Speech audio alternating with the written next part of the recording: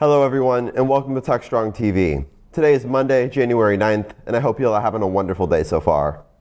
I'm your host, William Willis, and in today's show, we're going to bring you some fantastic interviews with incredible guests from around the world, so stay tuned. As always, I'm going to start off with our Techstrong News recap, filling you in on the biggest tech headlines that are making waves. Then we head over to Alan, where he speaks with Jabari Norton, Senior Vice President of Worldwide Sales at Privacera, about why a successful strategy requires all key stakeholders to be all hands on deck. Then we go to AWS reInvent 2022, where Mitch met with Tim Banks, lead developer advocate at Dell Technologies, to discuss what cloud-native groups should be looking at to see if they should move into data centers. Also at AWS reInvent, Alan met with Sandy Bird, CTO and founder of Sunrise Security, to discuss Sunrise Security's release of its industry-first Insight Engine, which lets developers and security teams control multi-cloud environments to limit data theft. We're then joined by our very own Cody J. Brown, who will hop on and tell us more about some of our upcoming webinars. Then, Mike Rothman talks with Brett Galloway, CEO of Attack IQ, about the disconnect between the effectiveness of security controls and the funding of security programs. Mitch will then sit down with Terry Ray, Senior Vice President and Field CTO of Imperva, to talk about the latest research from Imperva, revealing shifts in credit card and personal information compromised in successful attacks. Then, we have 2 episodes of View with Vizard. In the first episode, Mike Vizard interviews Kevin Burry, Chief Customer Officer for Enable, where Kevin explains how the IT ecosystem is evolving as more IT functions are consumed via managed services that internal IT teams co-manage. Then, Mike interviews Mabel co-founder Dan Belcher, as Dan explains the impact accelerated application development enabled by DevOps is having on application testing. We then go to KubeCon Cloud Native Con North America, where Alan met with Sudhindra Rao, engineering manager for Piercia at JFrog, to give a deep dive into Piercia, an open source distributed package network that allows you to build packages from scratch and verify how the builds were done. Also at KubeCon Cloud Native Con, Alan met with Satya Sankaran, CEO of Cloud Casa, to discuss Cloud Casa and what it does to help solve the lack of backup options for Kubernetes and clusters through its backup as a service plan.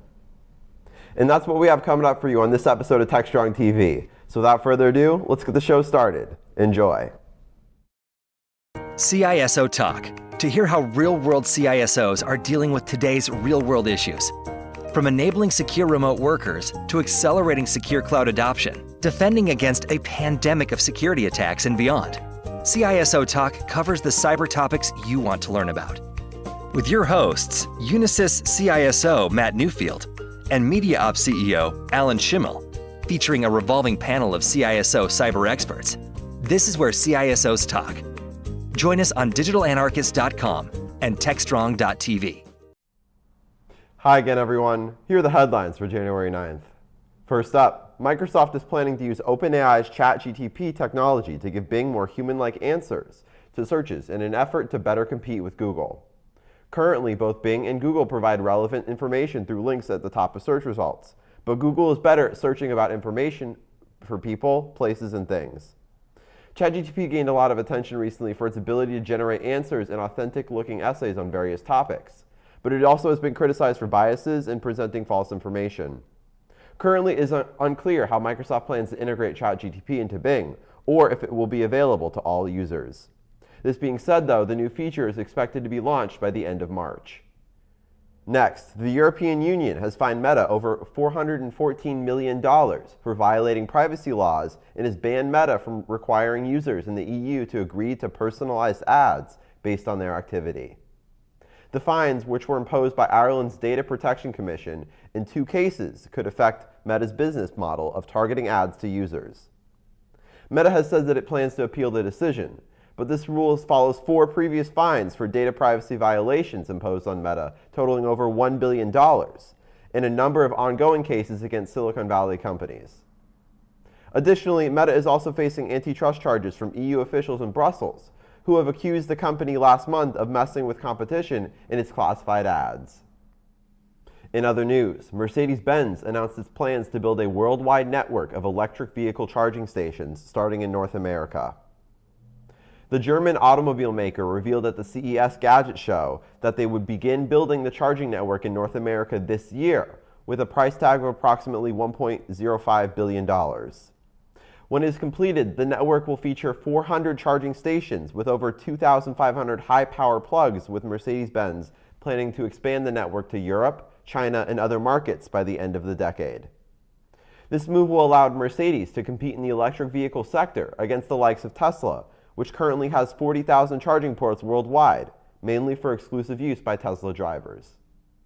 Next up, in an effort to increase broadband access, the state of Georgia is awarding $234 million in federal COVID-19 relief funds to provide broadband internet access to rural areas that currently lack connections. The grants will be used to connect people from approximately 77,000 locations in 28 counties and will be matched by $220 million from the utility companies that receive the funds. Georgia has also received an earlier round of COVID-19 aid, as well as money from the Federal Communications Commission and private investment for broadband expansion that amounts to over $1.5 billion. The plan is to use these funds to provide download and upload speeds of 100 megabytes per second, but still keep it affordable for its users.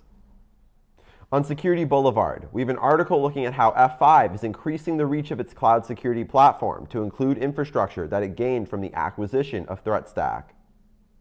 The overall goal is to provide an integrated zero-trust approach to cybersecurity that uses machine learning to track everything across a distributed computing environment. To learn more, go to securityboulevard.com. On DevOps.com, we have an article looking at a survey highlighting the cloud and API expertise skill gap. From a survey done by Axway, 86% of respondents feared an expertise gap in the coming years. Additionally, the survey looks at the state of digital transformation, cloud migrations, and API security. To learn more, go to devops.com. Finally, on Container Journal, we have an article looking at instant Kubernetes platform engineering for the cloud. The article gives a summary of platform engineering using Kubernetes, as well as it showing the difference between DevOps and SRE. To learn more, go to containerjournal.com. And that's today's Techstrong News Recap. SecurityBoulevard.com is the leading resource for news, analysis, and education on challenges facing the cybersecurity industry. SecurityBoulevard.com covers all aspects of cybersecurity, including data security, DevSecOps, cloud security, application security, network security, security threats, and more. SecurityBoulevard.com has the largest selection of security content, featuring breaking news, blog posts, podcasts, and more. Visit www.securityboulevard.com to learn more. SecurityBoulevard.com, home of Security Bloggers Network. This is Techstrong TV. Hey everyone, welcome back to Techstrong TV. I have an interesting guest for us this segment. His name is Jabari Norton. He is with Privacera. And just so you know, we were supposed to really meet Jabari in person in Las Vegas for AWS reInvent, but with the chaos of 55,000 people in that small an area, we never got it to happen. So we stayed with it though, and I'm glad Jabari has been able to join us now. Hey Jabari, how are you? I'm great. How are you doing, Alan? Good.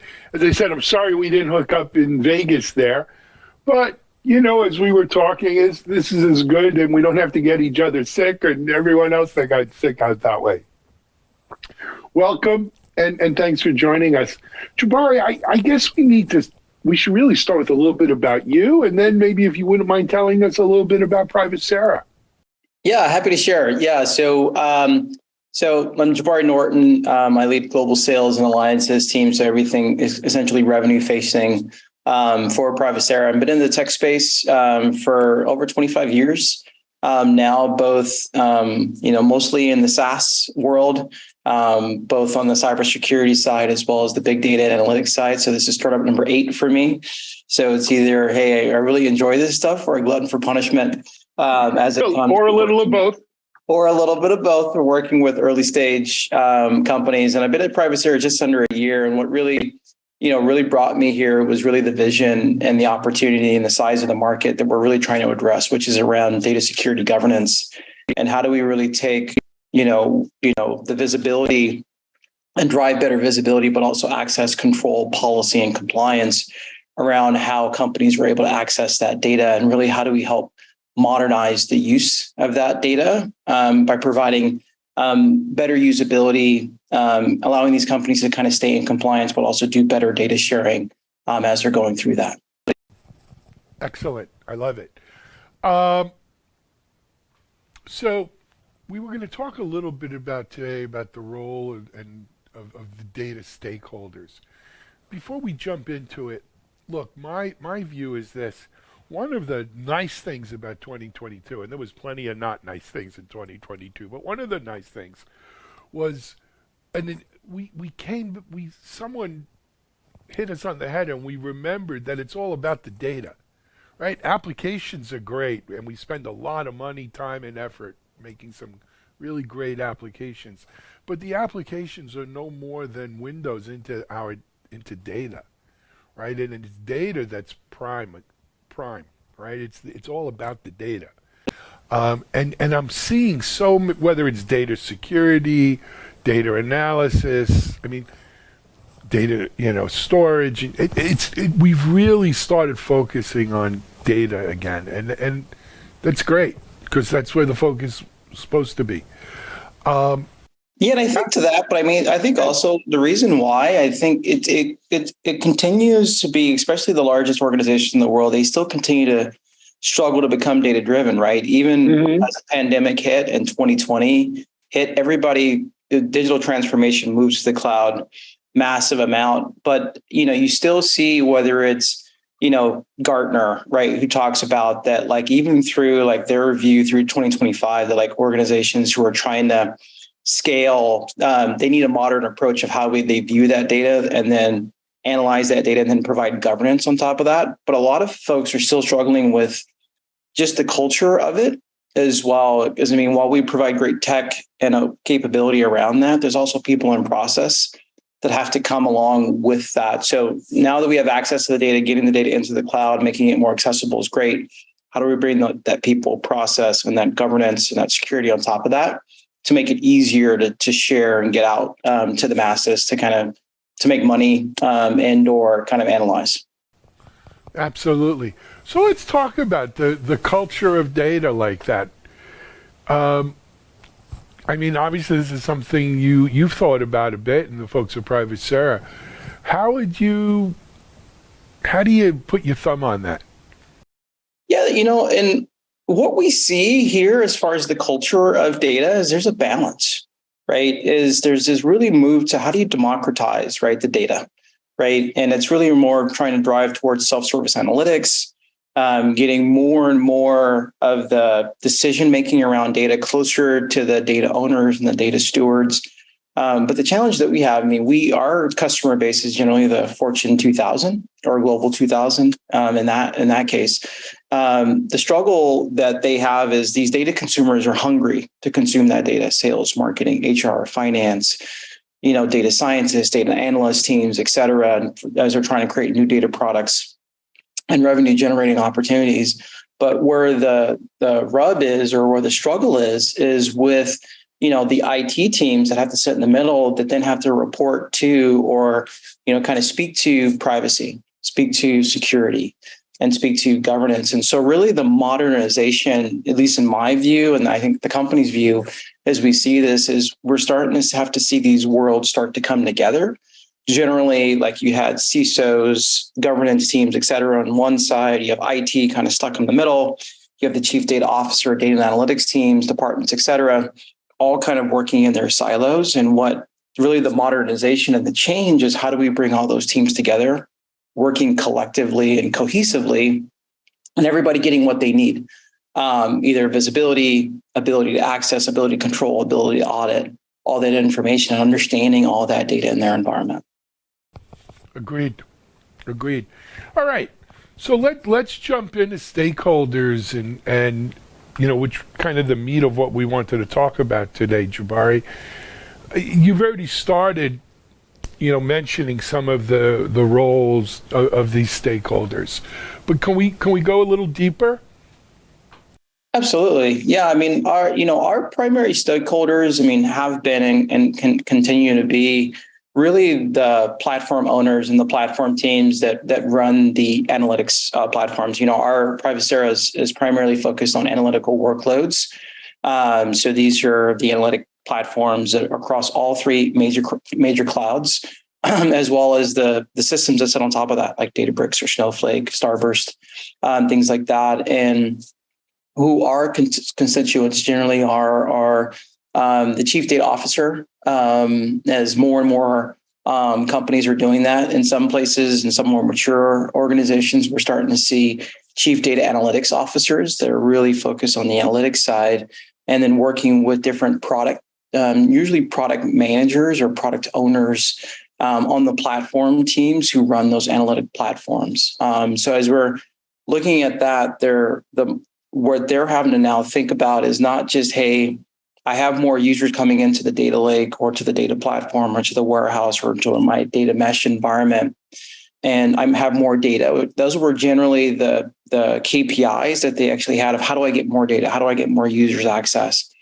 The KPIs are starting to shift, and the KPIs are starting to go to measuring how fast they can access the data. So from the time a new data set hits in my environment to the time a data scientist can run the first query, how long does that take?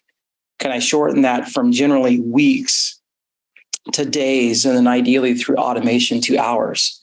The second KPI that they're really trying to do, which is new, Alan, and what's unique here, is security is top of mind, right? With breaches and things like that you've seen across.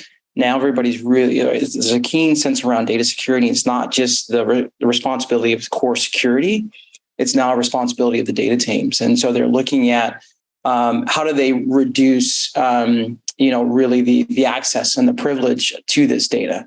Should Jabari have access to all of this data in this bucket, or should he only have access to a couple tables in that? And how do you start to drive finer grained control and thus better security, better capabilities, and stay ahead from a compliance standpoint as well as from a privacy standpoint? So that's where we're really starting to see the maturity happen, is the KPIs and what they're driving towards are much at a much finer level. And that's where technologies like Privacera and how they're really thinking about overall governance of this data really comes in and plays a huge part. Yep. So I don't think we can look at data governance and this, and I agree with everything you said, especially about the security stuff, right? Security is truly, for someone who's been in security 20 plus years, security really has ascended. But I don't think you can have this discussion without talking about compliance with, government regulatory agencies, whether we're talking about EU stuff or the patchwork of what we have here in the US, right? And how this is, I think 2023 might be a year of change in this, actually. I think we're going to see more coming from the EU. It's not just GDPR anymore. You're going to have more regulation. I don't know if we'll ever have a federal regulation here in the U.S., but we're seeing more and more states, right, jump on this. How do you navigate that? It's hard, right? And that's really what we try and help our clients with. A lot of clients come with us, both multinational and European-based customers that, they're my primary use case is how do I stay in compliance with GDPR? And how do I do that? How do I, can we build workflows from a compliance standpoint to meet the right to be forgotten requirements there? CCPA and now CCPR, I think, right, are, kind of ever evolving people that have, retail or B2C operations like in California, which will start to spread nationwide. It's going to be the year of compliance is going to be a big piece to this, and staying within regulatory requirements, and then also things like HIPAA, right? And things like that. We have a large number of healthcare organizations that have to meet those mandates and requirements. So I would agree with you, Alan, that this is only going to increase. And what really needs to change and really needs to shift is, classical governance and how we think about governance, where the data is, who owns it, where the data came from is important. That's really what people thought about it with governance.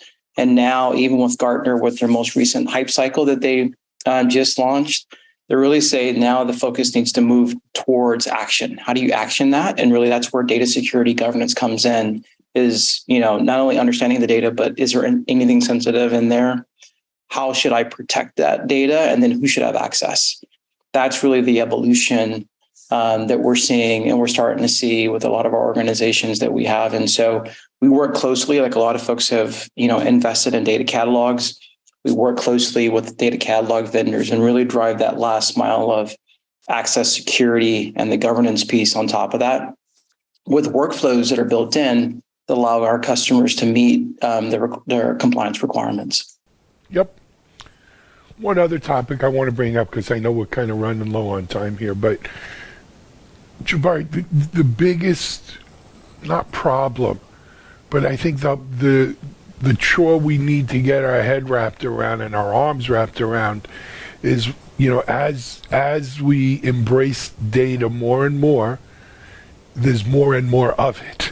And so, how do you continue to use data better? I just want to stay away from big data, because that's a well-worn term. But the fact is, the amounts of data that organizations are dealing with almost demand more automation in order to deal with it. And more automation is a double-edged sword in a lot of ways, right? It allows us to deal with big data, allows us to do more faster, but also allows us to maybe do some things, or some things happen that we don't foresee or want. A little bit of loss of control, if you will. How do you see that playing out? Yeah, I mean, I think it comes down to really, how do you control that data, right? So in a sea and a mass of data, what's important is, do you know where all your data is, right? Okay, great. First and foremost, get a view on all your data. Is that data clean? Is it the right quality? And, have you identified the owners, of that data? There's a lot of other things, and that's outside of Privacera. There's a lot of other things that, like, data catalogs and other people have in their environment, just kind of getting their arms around that data. And then as you have that, what's really important as part of that, it's not the amount of data. It's like, hey, do you understand your data? Is there a sensitive data in there? Is there PII data in there? Yes or no? Like, do you have that? Do you tag that? Have you described that data? Do you understand that? Should that data be masked? Should that data be encrypted? How should that data, flow through or be stored in your data environments? And then who should have access? But I think the important piece, Alan, that I think you highlighted, auditability, right? Because once you get into the automation piece and those processes are automated, you need to be able to audit and be able to prove back, mostly to either regulators or consultants or auditors who actually come in to be able to prove, here's my policy, here's how we're protecting our data and your data potentially as a consumer, and here are the audit trails and how we've actually put those policies in place. Here's what we've granted, here's what we revoked, here's what we denied. And in the event, of an unfortunate breach, to be able to go back and replay all of that, to be able to prove, what steps you took to actually protect that data. So I don't think it's volume of data that generally is a challenge. Most people just, they don't have a good handle on all of those components of it. And if you have all of those components covered, the size of the data doesn't matter, because you're still applying the same policies, same principles against all of that data that's in your environment. And so it's a challenge for the biggest organizations in the world, because their data environments are always changing. They'll do acquisitions. They're moving to the cloud. They have multi-cloud engagement, stuff like that. So it's not easy. That is for sure. And that's really, what we're really trying to help customers kind of navigate through as they continue to be much more data-driven long-term. Got it. Hey, Jabari, we're over time, man. I appreciate you coming on here. We didn't mention privacera.com for people want to get more information. Absolutely. Come to privacera.com. Great place to come. we'd love to kind of have a conversation, do more around what we're doing and how we're helping customers do more with their data. Excellent. Happy New Year, Merry Christmas. Actually, people watching this may not see this till after the New Year. But Merry Christmas and Happy New Year to you, man. Keep up the great work. We'll be in touch. Thanks, Alan. Appreciate it. Thanks for having me. We're going to take a break here on Techstrong. We'll be right back.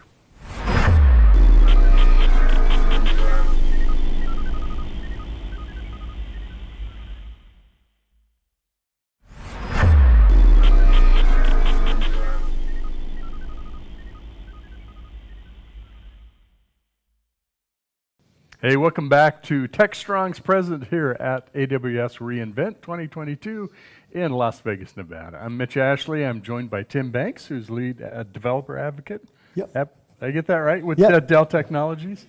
Great to be talking with you, Tim. Good to be talking with you too. Good. So I'd love to hear a little bit first. Well, I think we all know who Dell is. I'd love to hear a little bit about developer advocate role at a company like Dell. So it's really interesting. A lot of folks start off by saying, I didn't know Dell had developer advocates. And I'll be honest, when they talked to me about the job, I didn't know that Dell had developer advocates either. So I was very intrigued to figure out what a developer advocate does at a company that's not typically thought of as a software company.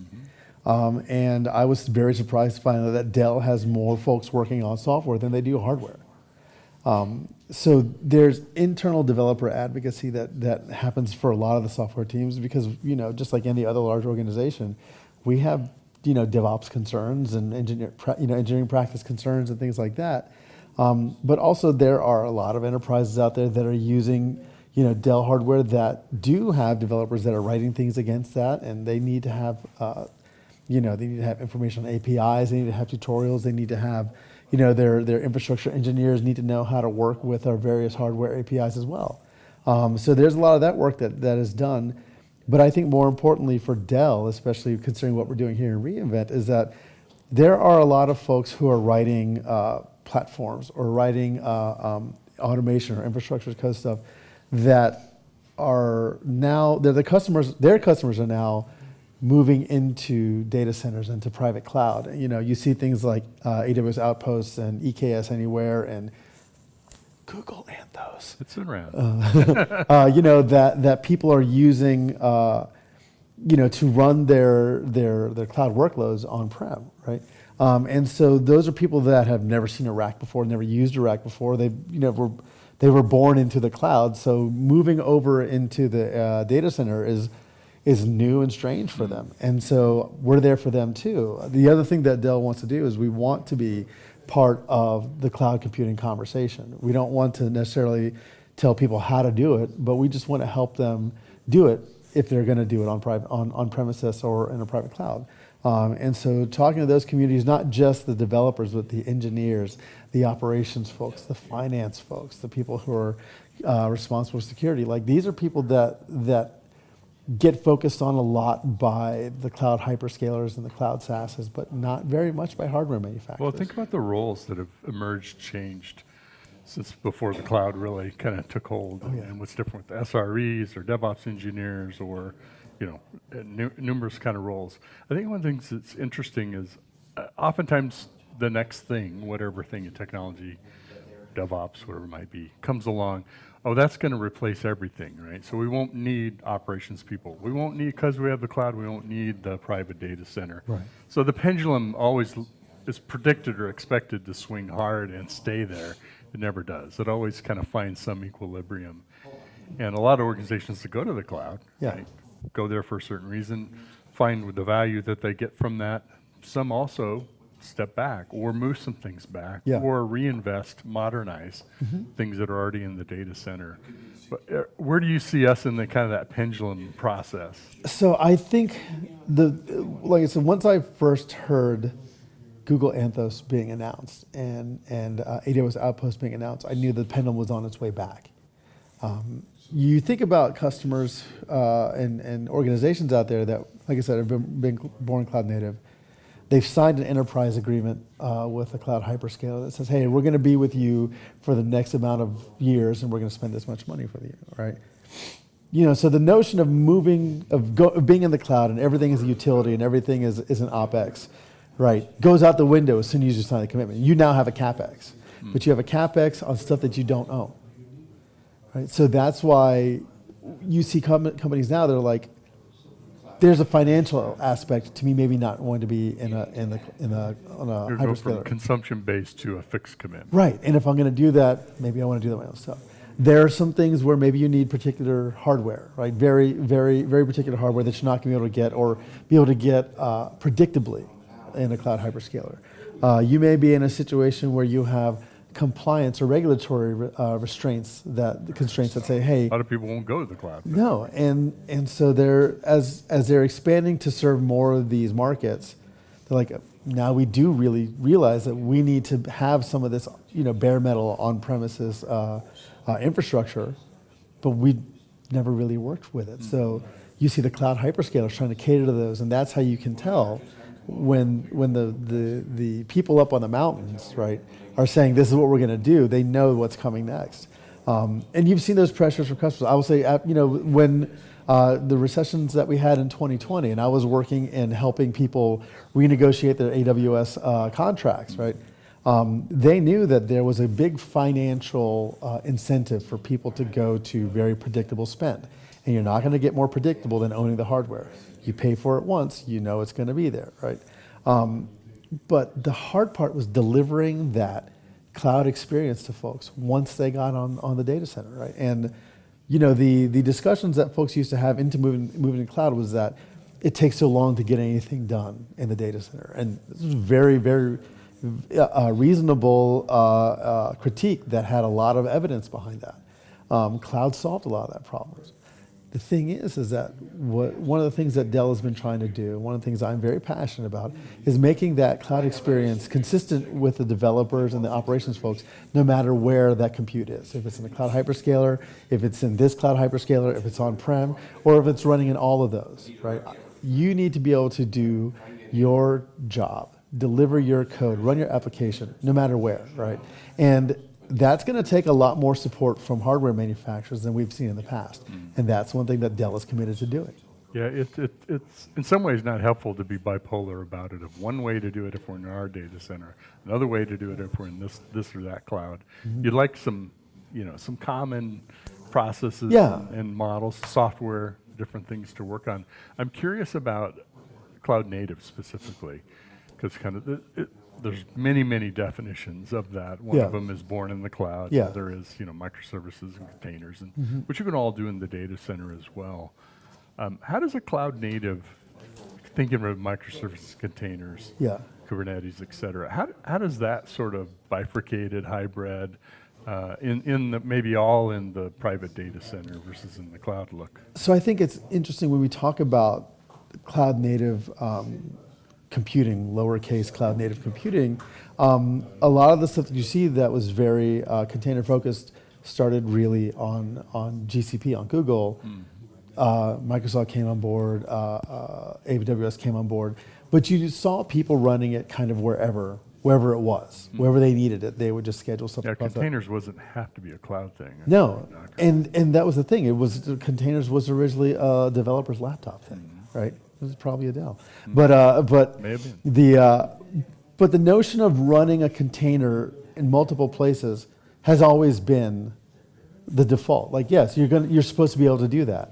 So architecturally, stretching that out from a cloud hyperscaler to a private data center, right? As long as I can schedule a container there and I know what port's going to be open and how it's going to be forwarded, how discovery gets done, then it doesn't matter to me, right?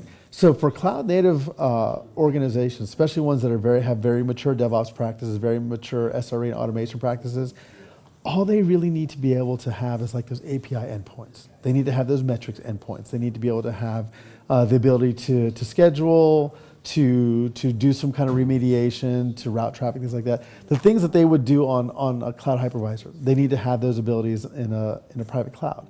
If they have that, that's gravy. And that's one of the problems that, like I said, they've been solving from the cloud hyperscalers. But if you don't want to run EKS anywhere, you don't want to run Anthos, and you're just running a vanilla Kubernetes installation, or you're running OpenShift, or you're running Tanzu, or anything like that, you should still be able to deploy that wherever you want to without having it be a major process, or worst of all, another set of engineers or another set of processes you have to do just because now you're in this place, right? And so when I look at those cloud native things, they're going to look for the path of least resistance. Always. For them to move into the data center, and we're just trying to grease those wheels. You know, if you keep the developer hat lens on for a moment, you know, do I really care if I can use, and I'll pick any random technology, Vagrant or something, to set up in my environment on my laptop, so I can do what I need to do, and whether I'm running Kubernetes here or EKS or something else up in the cloud, as long as I'm not back in the days of waiting a month to get my dev or my test environment set up.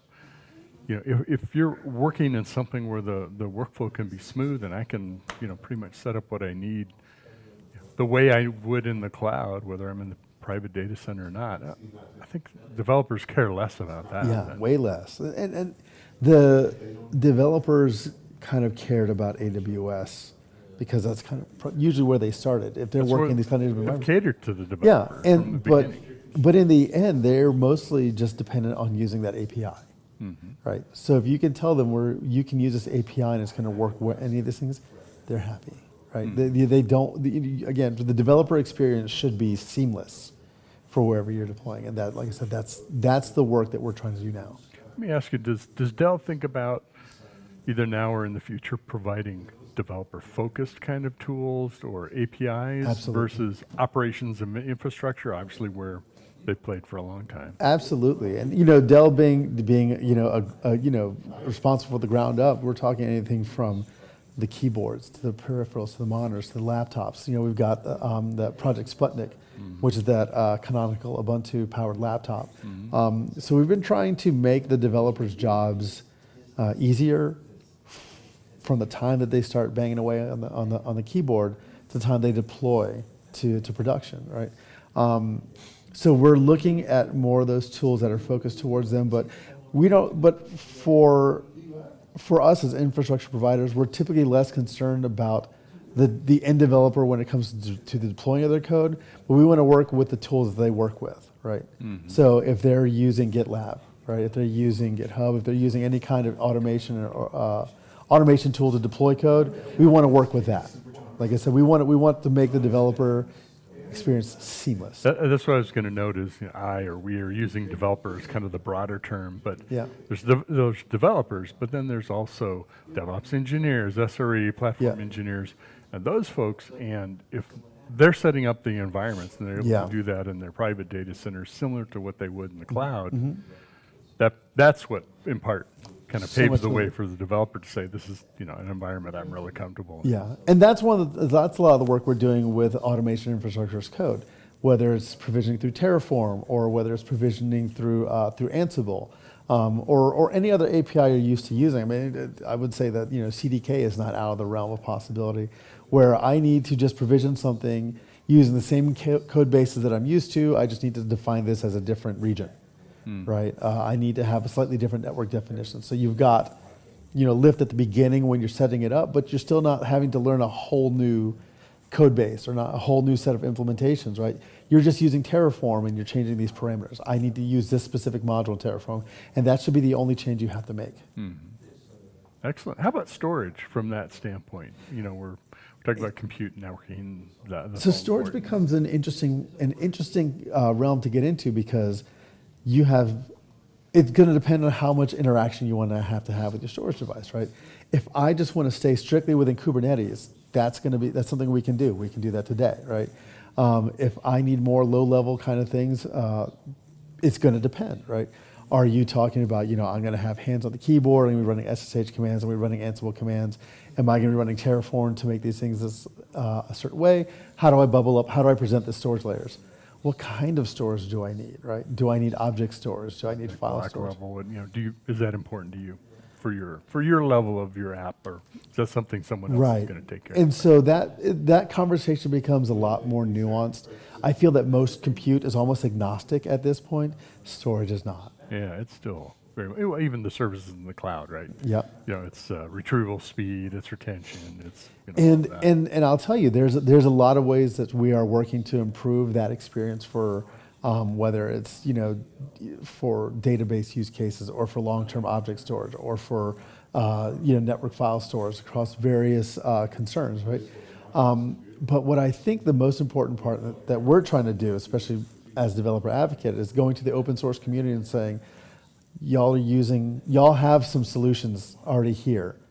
How can we help you make that work with Dell? How can we make Dell storage solutions make what you're doing easier? And so that's a lot of liaison. We got one of the other lead developer advocates, a guy named Ryan Wallner, who started a little bit after me.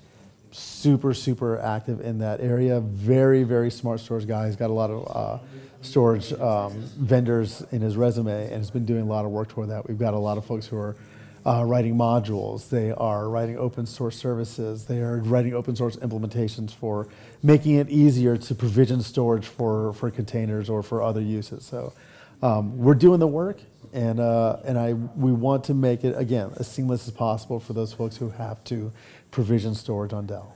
There's no more local data center than our laptops. We want the killer developer laptop, right? Yeah. Well, I want one too. I keep, I've been working with Macs for so long. I started working at Dell. We're like, well, you have to have a Dell. So I was like, all right, well, cool. I want this, and this, and this, and I got it. And I got to say, like the performance on the laptop.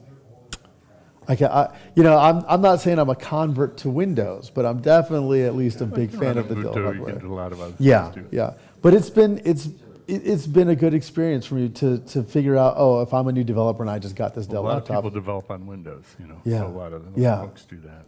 But one of the focuses that I had that I would love to see Dell get into also, aside from just developers, is there's a whole market for gamers out there that they're seeing Dell focus on with Alienware. There's a lot of streamers and stuff like that people that just buy kind of whatever laptop, whatever platform they have to use that. That's a whole market out there. Like if you've ever seen like TwitchCon and stuff like that, huge market. And what you see is you see these rock star developers who have big streaming followings. And it's like, I would love to have them do that with a Dell rack in the background, or maybe a Dell laptop or Dell peripherals, and they could show off the new keyboard they got. Like, when we say that we're going after the developer, I mean that at all levels. Developers love it when you cater to what they need, what they want. Yeah, And they know that's your focus, not it just happens to fit. And you may shift tomorrow. They know that you understand them as an audience. They'll build loyalty with you. Their voices are important to us, and we want them to know that. Well, Tim, great to talk with you. Good talking to you too. I really appreciate it. Where can folks find out more information about kind of hybrid cloud and some things that we've been talking about? So definitely, we have a community site at developer.dell.com. We're working on overhauling that to make it even more community focused and community friendly. But hop on, stay tuned, participate in the forums there. We've got a Dell community Slack that you can link to off of there. We're going to be at more events that you're not used to seeing us at. We were just at KubeCon. We're going to be there again.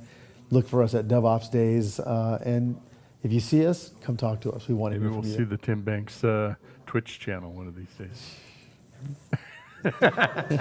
All right. Well, I threw him a curveball. Thanks much, Tim, for joining us. And thanks for being with us. We're going to be back with some other fascinating guests just like Tim. We'll see you in just a minute.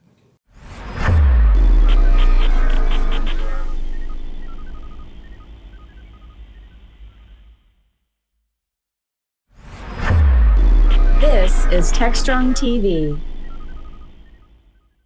Hey everyone, welcome to our coverage from AWS reInvent 2022.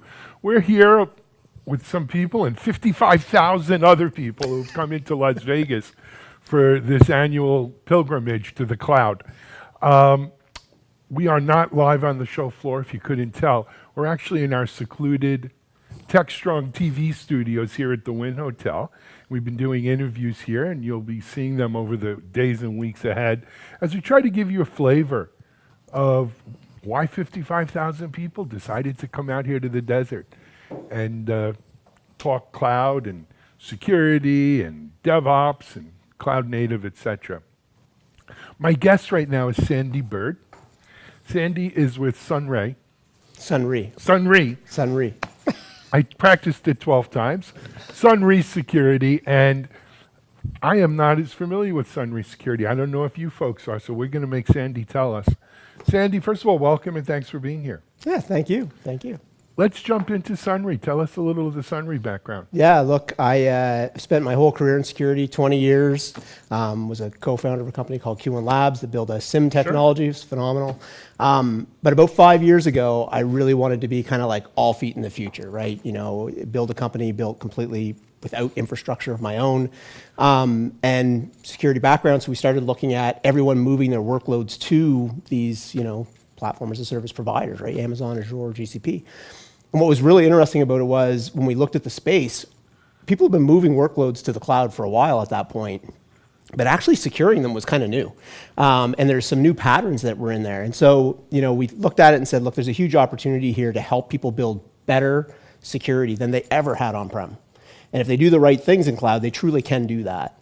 And so, you know, Sunry was built on the fact that we could actually secure your data in these public cloud platforms in a way that was far superior to what you were doing on-prem. So. I agree with you. I mean, look, I'm also in security 20, 25 years. And, you know, the interesting thing is when the cloud first started happening, 2005, 2006, I think a lot of people were kind of henny penny, sky falling. How am I going to take what I do here and do it over there? Especially with security. And that was kind of the wrong approach, right? You're not just going to take your security here and do it over there. You needed to develop, I guess the term would be cloud native security, but that's been co-opted already. So, but you needed to develop security that was made for that environment.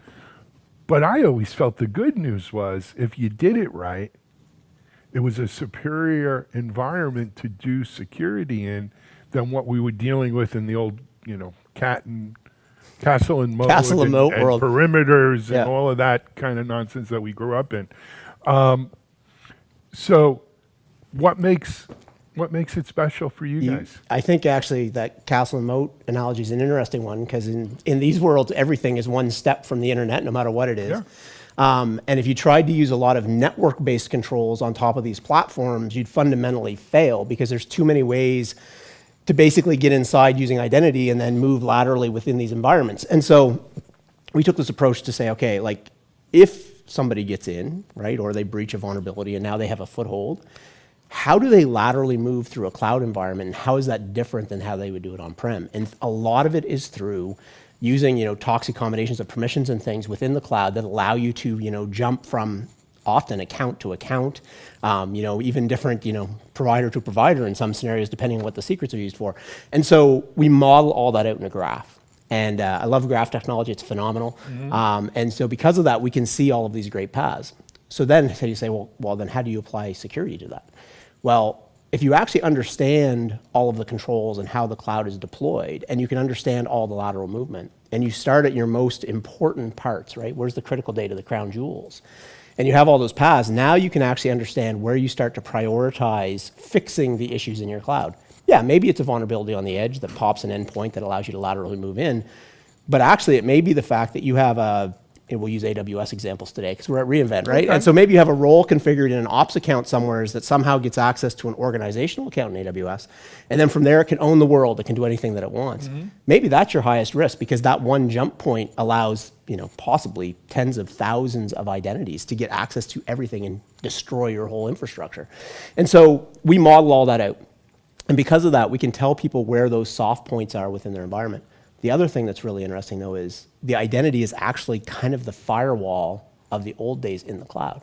And so if you look at the AWS controls or the other cloud providers, Azure and GCP are similar, there are identity controls that can block a lot of these toxic things that allow this lateral movement. And so we can break those chains using a lot of these credentials, or, you know, SCPs in Amazon allow us to basically stop some of the nefarious activity. And so it is different. And it's, you know, if it's done properly, you can end up in a much better spot. You know, you can use the strong account isolation that Amazon has, you know, told everybody they should do.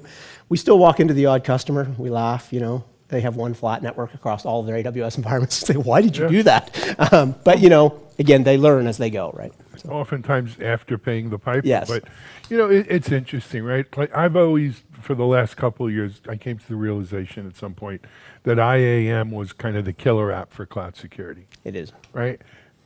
But, you know, one of the themes of this year's reInvent is it's not just it's not your mom's AWS anymore. It's not just IaaS, infrastructure as a service. Yeah. We're talking next gen. And I hate to use the word next gen or cloud 2.0 or 3.0 or that nonsense. But certainly we're seeing an evolution of what's available and how we do things on the cloud.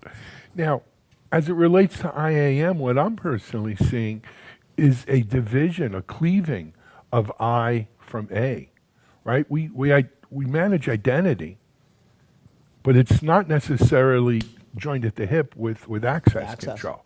We can manage identity here and access here, and it gives you a lot more. It makes, now we're playing 3D chess instead of checkers. Yeah, and right? I think actually to your point, there's actually another layer on top of it, because you have to take and extrapolate the human identity from the machine identities. And so there's almost 4 pillars to this I, A, and M. There's I and A for people, and then there's I and A for the machines. Identity, yep. And this is kind of actually one of the biggest differences we see. And again, it's, as people move to the cloud, sometimes they're naive in this way. They'll say things, oh, I've got this solved. We use single sign-on into roles, and that controls everything. You're like, I'm pretty sure your Lambda function that you wrote doesn't do that. So how do you certify that identity? Is it actually? And this is the thing, we've been doing this for 5 years now, and what we've learned is that people identities, highly unpredictable. We knew that anyway, right? Yep. So when you try to build like least privileged roles for them, you can take some stuff away, but you got to leave them some amount of stuff so they can log into the console and browse around. As long as it's not nefarious permissions, it's okay. With machine identities, if you've got about 2 weeks of traffic, you can lock those things solid because you know every single thing they do. Now there's weird idiosyncrasies in the IAM model where sometimes you got to understand some certain things to know how to do that, but the reality is you can give beautiful least privileged roles to machine identities very quickly in the cloud. Yeah, and they don't complain. They don't call in sick. They don't. It's amazing. Whatever you give them. But let's talk specifically how you guys do that, though. Now. Yeah. Right. So we have this great graph, right? So we understand all of the possible ways that you can get to all of these identities, and we take any of the actual identity, we'll call them statements that you put in a resource policy or in an IAM policy, and we understand how those blow up into the 40,000 permissions across all the cloud providers, because there's lots of those. We then take in all of the audit data from that, from all of those points, and we can see which ones of those paths are lit up, so they're used, and then we can see which permissions within them are used. And then, of course, there's some stuff that AWS doesn't log, so it's just not there. So we have these mappings of here are permissions that are logged and here are permissions that are not logged. And so from that, we can build kind of, I always call it 3 levels of policy for any given identity. We can say, look, you configured it with star. You're not supposed to be using star for everything. And, so we can just take away the services that they don't use and actually take it from maybe 200 services down to 5. That's actually substantially less privilege. It's not least privilege, but it's less privilege than you had before, and probably much safer, because if you weren't using SageMaker, you don't need to create SageMaker pre-signed URLs, which are another hole to the internet. But in this another scenario, we could say, look, you want to go a little deeper than this. Let's look at what you're using that are privileged commands, things that are creating something, deleting something, updating something. And let's actually take only those ones that you use that are in those, we'll call them mutations, we leave those. But all the other mutations we take away and just leave you with read-only style permissions for that. And that's a pretty good least privilege role, actually. It really kind of constraints down to just what's needed. And then there's we could use the word zero trust. Everyone loves to throw I knew silly, you were going to, when I heard least privilege, it was only a matter of time before we end up there. Slippery slope, but go ahead. Yeah, when you get to that bottom layer, if you really, and this you would really only use for machine workloads, right? And you would say, look, only give them every single permission they give them, because the machine workload's never going to log into the console and browse around. It's only going to do the things it does. And so you have kind of those 3 levels of policies on every one. But if I could ask all the people in AWS to do one thing, just delete the ones you don't use at all. It's the simplest thing to do. Yeah, I know. It doesn't seem. Customer this week, 4,000. It was within one account, 4,000 roles. A crazy number of roles in an account. 4,000 unused. Like, we should get rid of those. You should clean those up, maybe. So people just have a thing against it. Yeah. Let me ask you a question, Cindy. I want you to look into this camera. For people watching this, who's your customer here? Let them self-identify. Yeah, look, our product is best fit for companies that are moving their workloads to the cloud. They have many teams, generally speaking, more than 10 different disparate teams, sometimes 50, sometimes 100 teams building applications on the cloud. At the center of that organization, there's some sort of a Cloud Center of Excellence, Cloud Ops team, Cloud Security team that's trying to manage that cloud infrastructure securely and set some guardrails. but they need to be able to measure all of those teams with the same set of rules and regulations and governance that you would use. So that's us. If you're kind of fit to that customer, you're perfect fit for Sunry. So from a size, depth, absolutely. I think every organization though who's moving workloads to clouds has to face this issue as well. They do. I always use the example of our own company though. I can tell you where every piece of sensitive data we have is in the cloud. I can tell you where, every human can get access to that. I know that because I know the team, right? And it's one team building one app. When you have 50 teams doing that, it's out of control. And you need something with very strong governance built into it for that.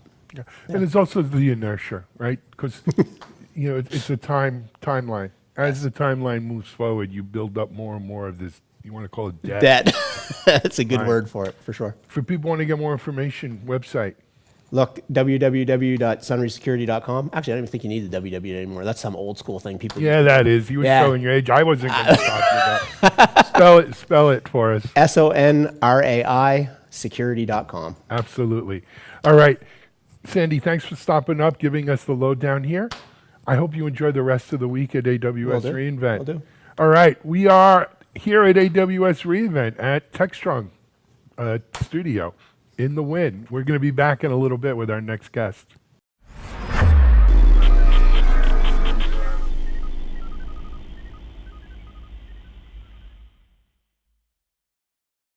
DevOps.com is the #1 online destination for DevOps education and community building. DevOps.com covers all aspects of DevOps, including DevOps best practices and tools, DevOps culture, DevSecOps, business impact, continuous testing, continuous delivery, and more. DevOps.com has the largest collection of original DevOps content, featuring breaking news, blog posts, podcasts, and more. Visit www.devops.com to learn more. DevOps.com, where the world meets DevOps. Hey everybody, happy Monday. Cody J. Brown here with some programs happening this week at Techstrong Learning. So we are getting tomorrow started at 11 a.m. Eastern on DevOps.com. Sumo Logic presents Shift Left, Observability-Driven Design.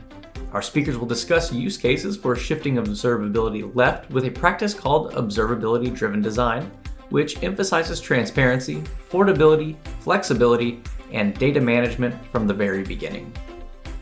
Following, tomorrow at 1 p.m. Eastern, AWS and Pulumi are teaming up to show us how to get started with infrastructure as code on AWS. This workshop will detail how to define, deploy, and manage AWS resources, and how to automate those deployments using Pulumi. Our final stop tomorrow is at 3 p.m. Eastern and is brought to you by Redis. We will look at the post-mortem lessons learned from a few high-profile outages where caching played a key role. Join us for lessons learned from the high-profile caching outages.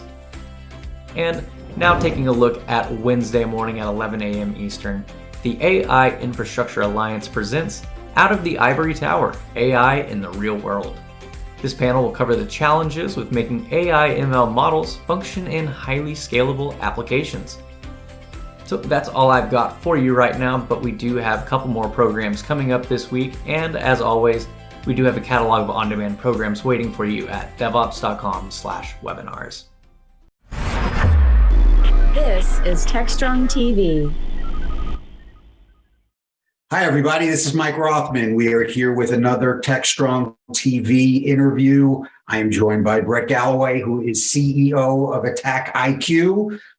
Cool company doing a lot of research and kind of providing some insight into how organizations are being attacked out there. We do want to focus a little bit on budgeting today and really helping to understand how we're going to align our security budgets with the reality of business outcomes, since at the end of the day, we all have to contribute to the business in some way, shape, or form.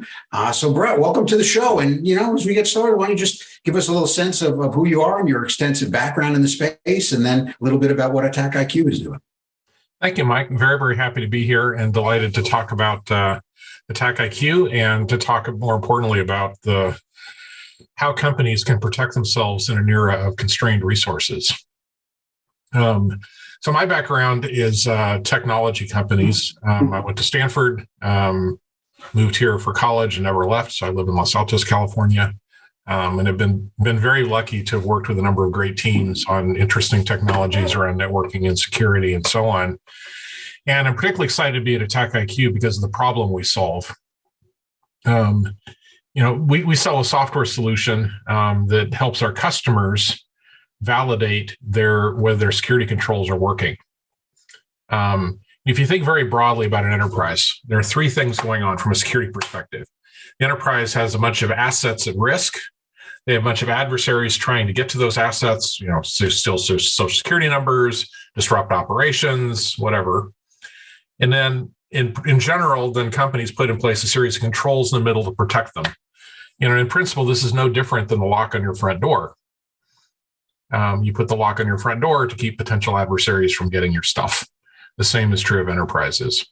What we find is that very frequently, the locks are unlocked. And this is where the metaphor breaks down, because lock is a pretty simple thing. And the technical controls that companies deploy in order to detect or block adversaries are actually very complicated. They're subject to error. And so we have a software solution that basically proactively tests those controls to make sure that they're working.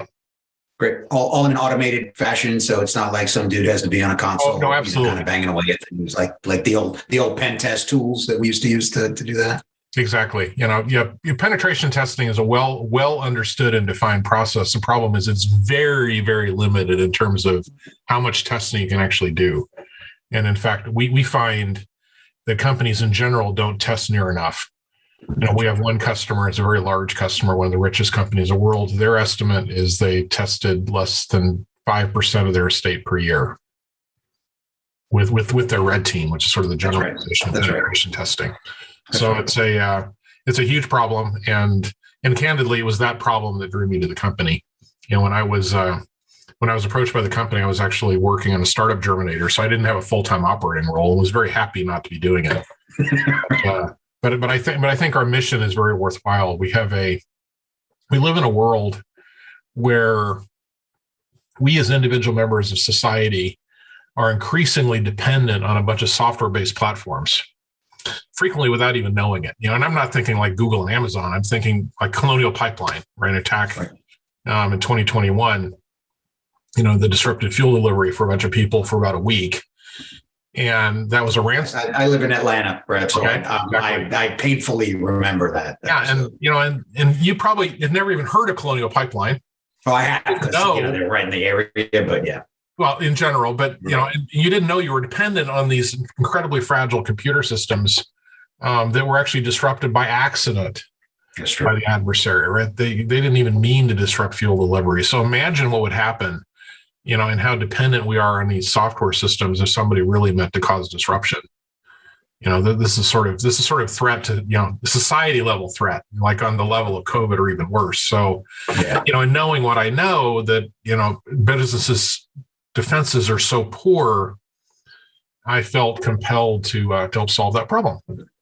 No, that's great. And that's a great segue into, kind of really linking up security and business outcomes, because listen, I've been doing this for a long time, right? I've been advising CISOs for, the better part of the last 25 years, and they all have a problem sitting in the boardroom, convincing the folks who are responsible for the business, right? Why should I invest in security? Now, 20 years ago, it was a much harder case to make because nobody even knew what security was, and the attackers were obviously not as prevalent or as high profile as they are now. But nowadays, you still, as you mentioned, right? Kind of we're entering a year, right, as we kind of come into January of 2023, right, where we need to expect budgets to go down, right? We need to expect some level of financial kind of cognizance that, we do have to tighten our belts in a lot of different areas. So all of these investments are going to be scrutinized, right? So how do you kind of go about working with customers and advising them relative to how to make a direct linkage between the stuff you're doing in security and what is actually happening in the business without resorting to the old Chicken Little thing of, oh, it's going to be bad and you're going to be on the front page of the Wall Street Journal, right? Nobody wants to, hear that. That doesn't help them make business decisions anymore. No, exactly. And what I see is actually two core problems. The first problem is that is the one you allude to, which is, if I'm the chief information security officer, right, what do I want? Well, I want more budget, certainly, because that's in any large organization, budget is the currency for impact, results, and prestige, et cetera. And certainly as a CISO, I can credibly say, we're under attack and we need the resources in place in order to defend ourselves. That's the CISO's perspective. The CEO's perspective, of course, is, you only get so much budget, dude. So you got to choose. You have to make good choices, how you deploy that budget, whom you hire, the kind of skills you hire, the kind of tools you put in place, kind of controls you deploy, et cetera. And frequently, CISOs are not in a position to be able to answer very simple questions like, is it good? How are we doing? Right? I mean, the CISO can tell what they've done. The CISO can tell what attacks have happened. They can't tell how susceptible they are to the next attack. And that, of course, from a CEO's perspective, is the prime question, right? Are we good? How much do I need to be? How much do I need to spend in order to be good? And so, given that they're not able to answer that question, that obviously breeds a huge amount of skepticism about the effectiveness of the spend that is done, right?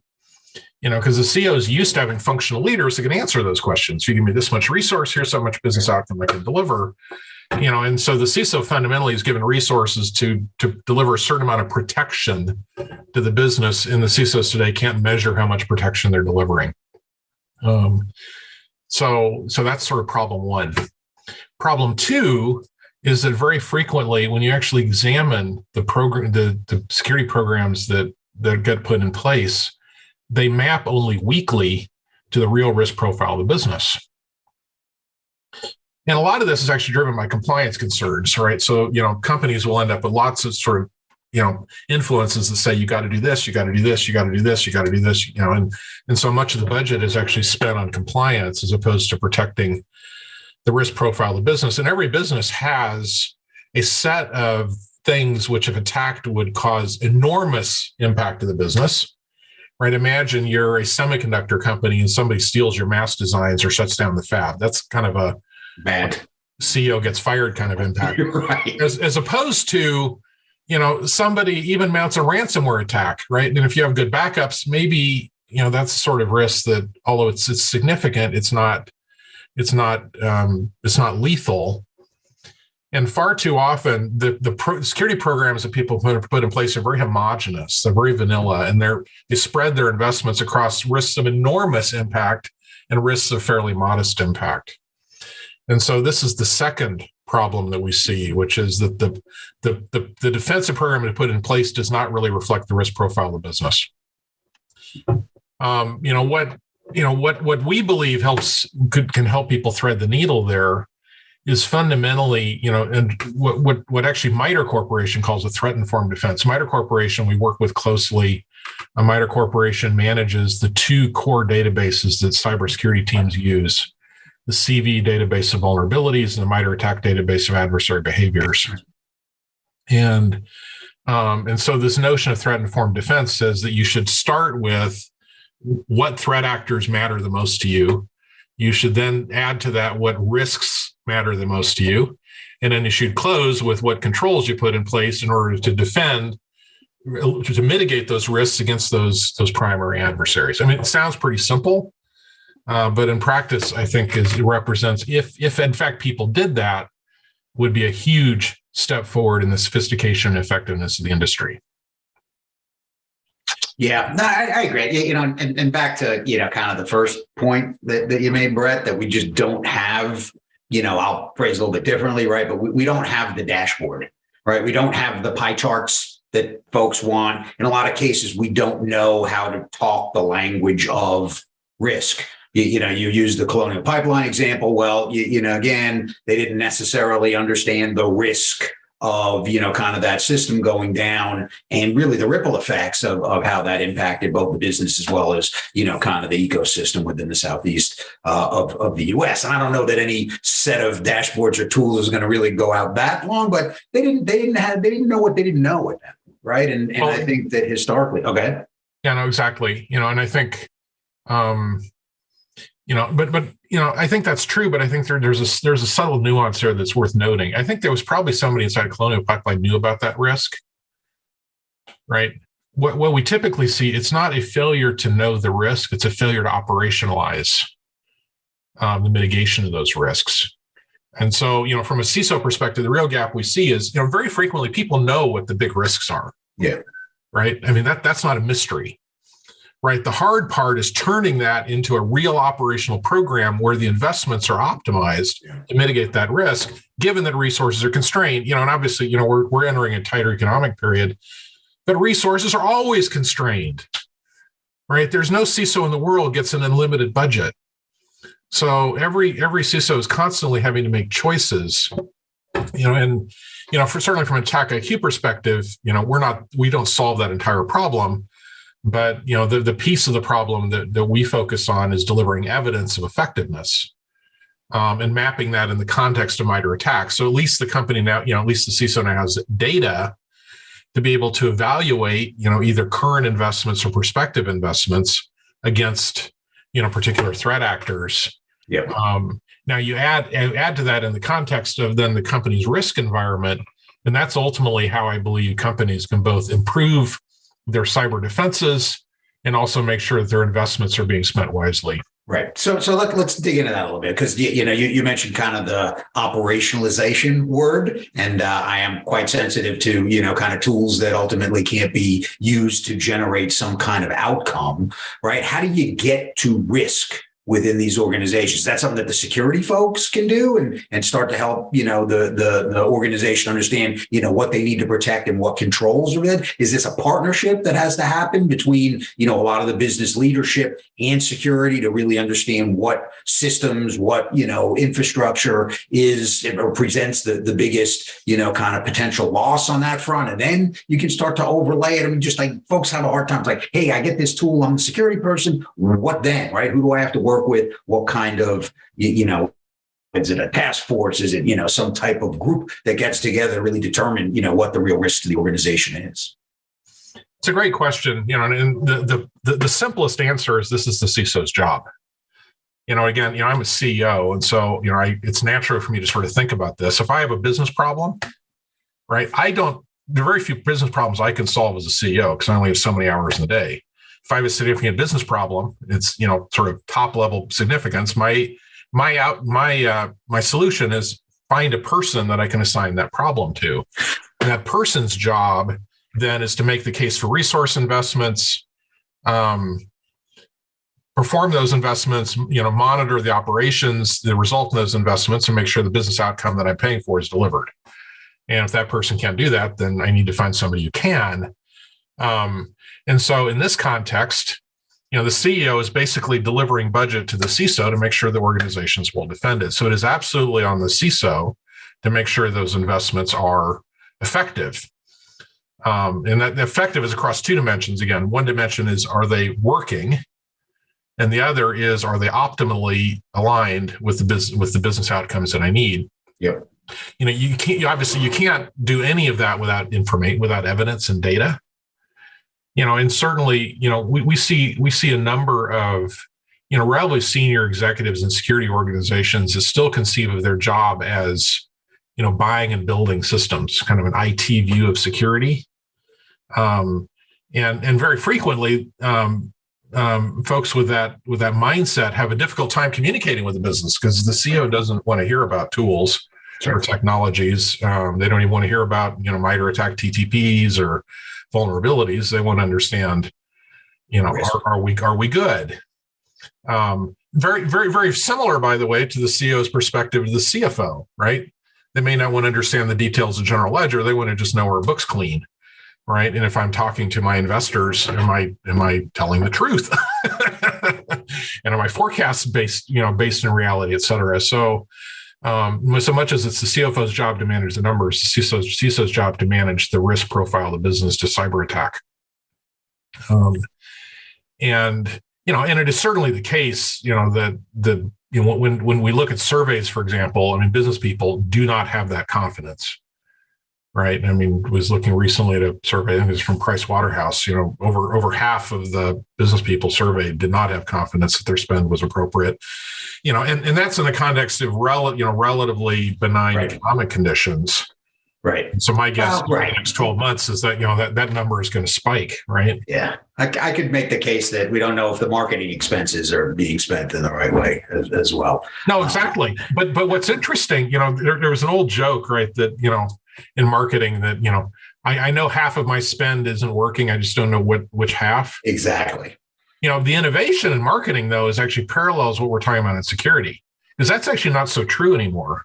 Things like Google and marketing analytics tools, companies have a much better ability to measure the effectiveness of their marketing spend. In fact, marketing, the practice of marketing has actually been revolutionized over the last 25 years by technology, as well as by digital marketing, right? And a TV commercial, right, and a whole bunch of online business, kind of transactions that can happen in a way that's much easier to track than they used to be. So exactly, which makes it much easier for the business to make investments in marketing. Because you can draw a line between the investment and a business outcome, and that ultimately is what CISOs can do as well. And so back to your question, the CISO has to understand the risk profile of the business. Again, that's usually pretty clear. But more importantly, the CISO then needs to translate that risk profile into an effective defensive program. That's right.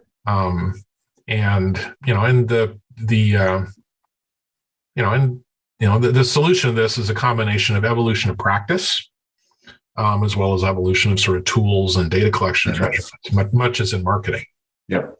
Better visibility, right? Kind of better mechanisms to, kind of understand the impact that your controls have on the attacks that are happening out there. And obviously kind of a business centricity on the part of the security folks to understand that they're not there to just, kind of fight the bad guys. Right. It's really about trying to help the business, operate in a much more efficient and effective manner.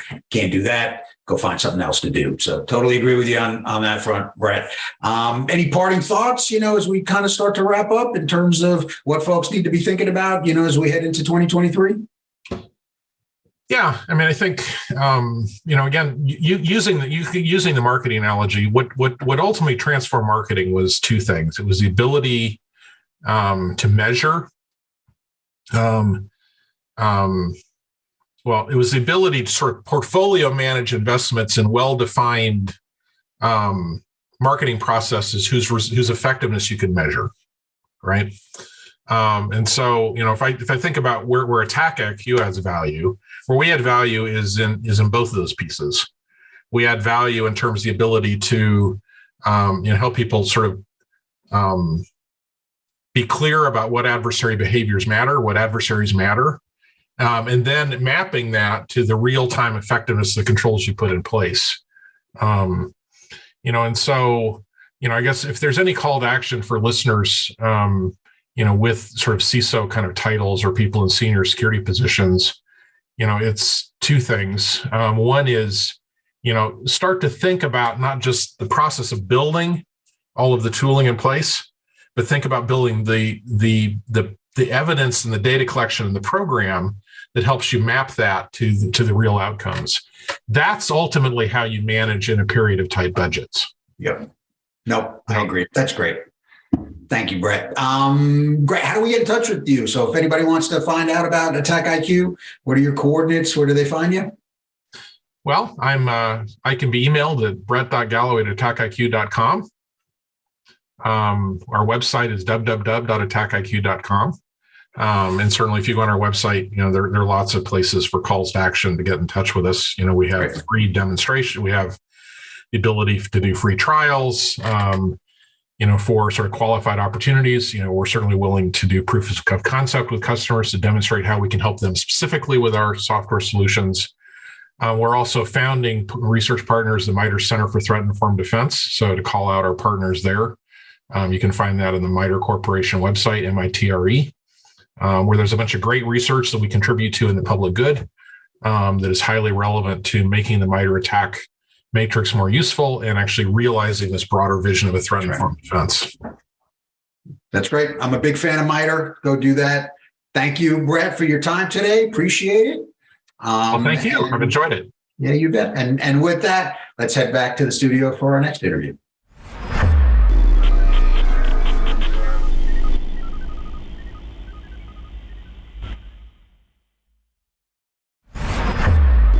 This is Techstrong TV. Well, today I have the great pleasure to be joined by Terry Ray. Terry is SVP, Data Security GTM, and Field CTO with Imperva. Welcome, Terry. Thanks, Mitch. Thanks for having me. And welcome to 2023. Yeah, right. Good holiday. Here we are. But we jump right back into it, right? Don't we? So before we do that, tell us a little bit about yourself and a little bit about Imperva. Sure. If you're not familiar with Imperva, Imperva is a data security and application security company. Usually people know us as either a WAF company to simplify it or a data security company. The fact is our mission is to protect data. Applications just happen to be an avenue to it. But that's really our core. I've been with Imperva for 20 years in May this year. Imperva is 20 and a half years old. So I've been at this for quite some time. And I just spend my days talking with customers, potential customers, analysts, personalities, and others, talking about my passion, which is protecting data. Fantastic. Yeah, data is kind of the fuel, right? So you got to have something to run those engines with. Well, let's talk about, I know you had some research done where you're looking at some of the ways that data gets stolen, both the mechanisms of how that happens, but also the consequences of it and maybe some preventative measures as well. Do you want to tell us a little bit about that? Yeah, we spent we have a pretty extensive research team, and a lot of what they do is look for bad behavior, bad things happening on the web, and all this. And periodically, they go and rewind their calendars back a little bit and look over time. What have they seen in over time, and build in some of the statistics that they would normally look at maybe daily or monthly, and expand that out over a decade or so, and say, well, what has changed and how has it changed? So we brought this report out, I guess not long ago, a few months ago. And one of the great things about the ability to go back and look at things is obviously we can learn from the past. We can learn from the mistakes we've made in the past and successes that we've had. And if I pull one piece of data up that was pretty interesting to me was, I talk all the time about credit card theft and medical record theft and all of this. But then the type of data theft has actually changed quite a bit, not surprisingly. But one of the things they found was that, for example, personal information, PII. PII has always been pretty high because it overlaps so many things. PII can be medical, it can be PCI, it can be other things. But PII was almost half of the data that we saw stolen on a 10-year period. But at the same time, what we saw is credit cards actually tended to go down quite a bit. It went down from about 26%, almost a quarter of what we would have seen in years past, to over this period of time. Now, more recently, we're seeing that really only credit cards are being taken maybe every 9.4% of the data that's breached is that kind of data. And medical is only about 5%. One of the takeaways from the report was that, well, why? Why is that? Well, it may be obvious to a lot of people, but the big factor is PII doesn't go away. My name doesn't change. My address kind of changes, but you steal my data. That doesn't mean I'm instantly going to move, but I will change my password. I will change my credit card. So there's some things that can just really be short-lived in terms of how quickly someone can monetize that data, and others have a very long life cycle of how long they can resell and others. And so, which I think is one of the things when we talk about the genesis of privacy law, privacy, compliance regulations around the world, we've seen an explosion of those over the last 5 or 6 or 7 years. And a lot of that has come from the fact that my name and my address for many organizations without regulation, honestly, isn't that important. But with regulation attached to my name and my address, at least my stuff becomes very important. So I think the constituency that you see in a lot of countries have said, enough is enough. If you're going to ask me for my name and address, at least do something to protect it. And so that was one of the things. I mean, there's a lot in the report that we have. I'm sure we'll get to some of that as we get through this, but that was a big takeaway that I had from the report was I don't think everybody is completely aware that there's data you need to protect because you have to, because compliance says you need to. Then there's other data you need to protect because people are going to go after your environment and try to take that data, and whether it's regulated or not, it's likely going to give you a black eye or a bloody nose somewhere in the news or somewhere else.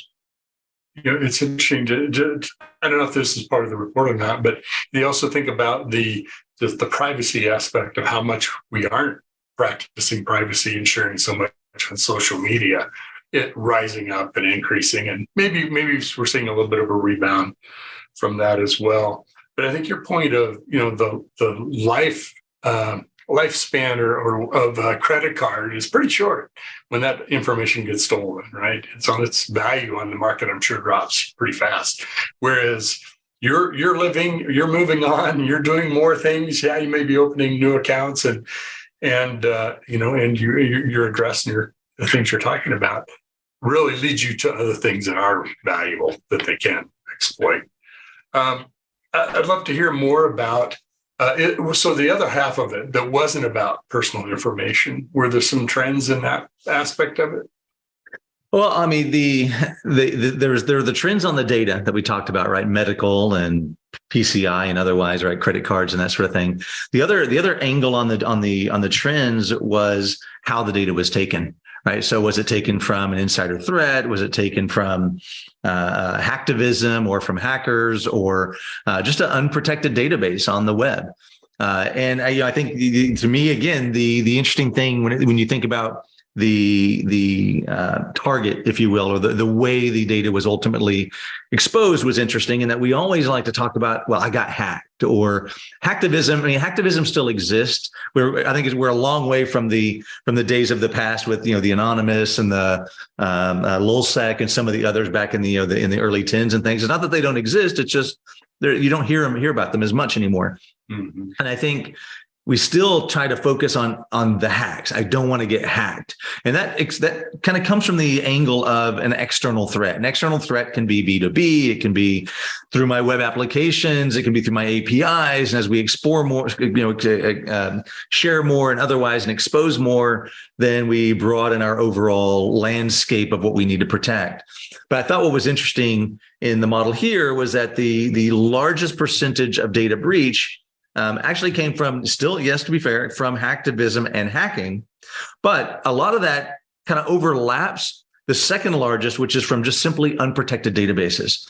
And what I mean by unprotected databases, talking about data, is as people make this transition to the cloud, and I think it's fair to say that everybody uses cloud in one way or another in their organization. Yes, you may not have moved your databases to the cloud, but you may be using a cloud service or something else that they're using in the cloud and you don't know it, but you're still exposing your data. So all of us are using the cloud. And as we move to the cloud, one of the things that this report exposed was the sheer lack of security, not a reduction in security, but a complete failure to provide security where posture management was in play, right? What is your security posture on a database when you have databases that are publicly available to anybody to access them? That's not just a lapse in security, that's a complete failure of security. And that's the big challenge, I think, as people change and move from on-prem to the cloud, is saying, I'm going to apply the same security controls. I'm going to use the same,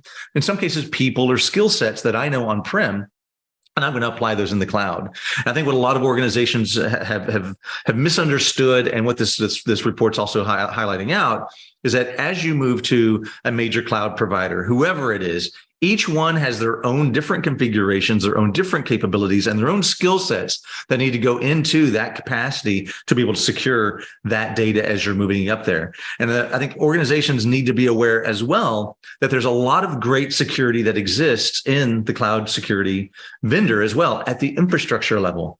Almost none of them, in fact, none of them actually provide actual security for your data. Your data and your security on your data is 100% your responsibility. And I'm not sure that that message trickles all the way down to the organization level to say, so when I put this in CSP provider A, I actually need to set up my own configuration and my own security and my own monitoring and all this. That's not already provided. No, it's not. And so I think that's one of the things that we see here. And that was I forget what the number is. I've got it around here somewhere.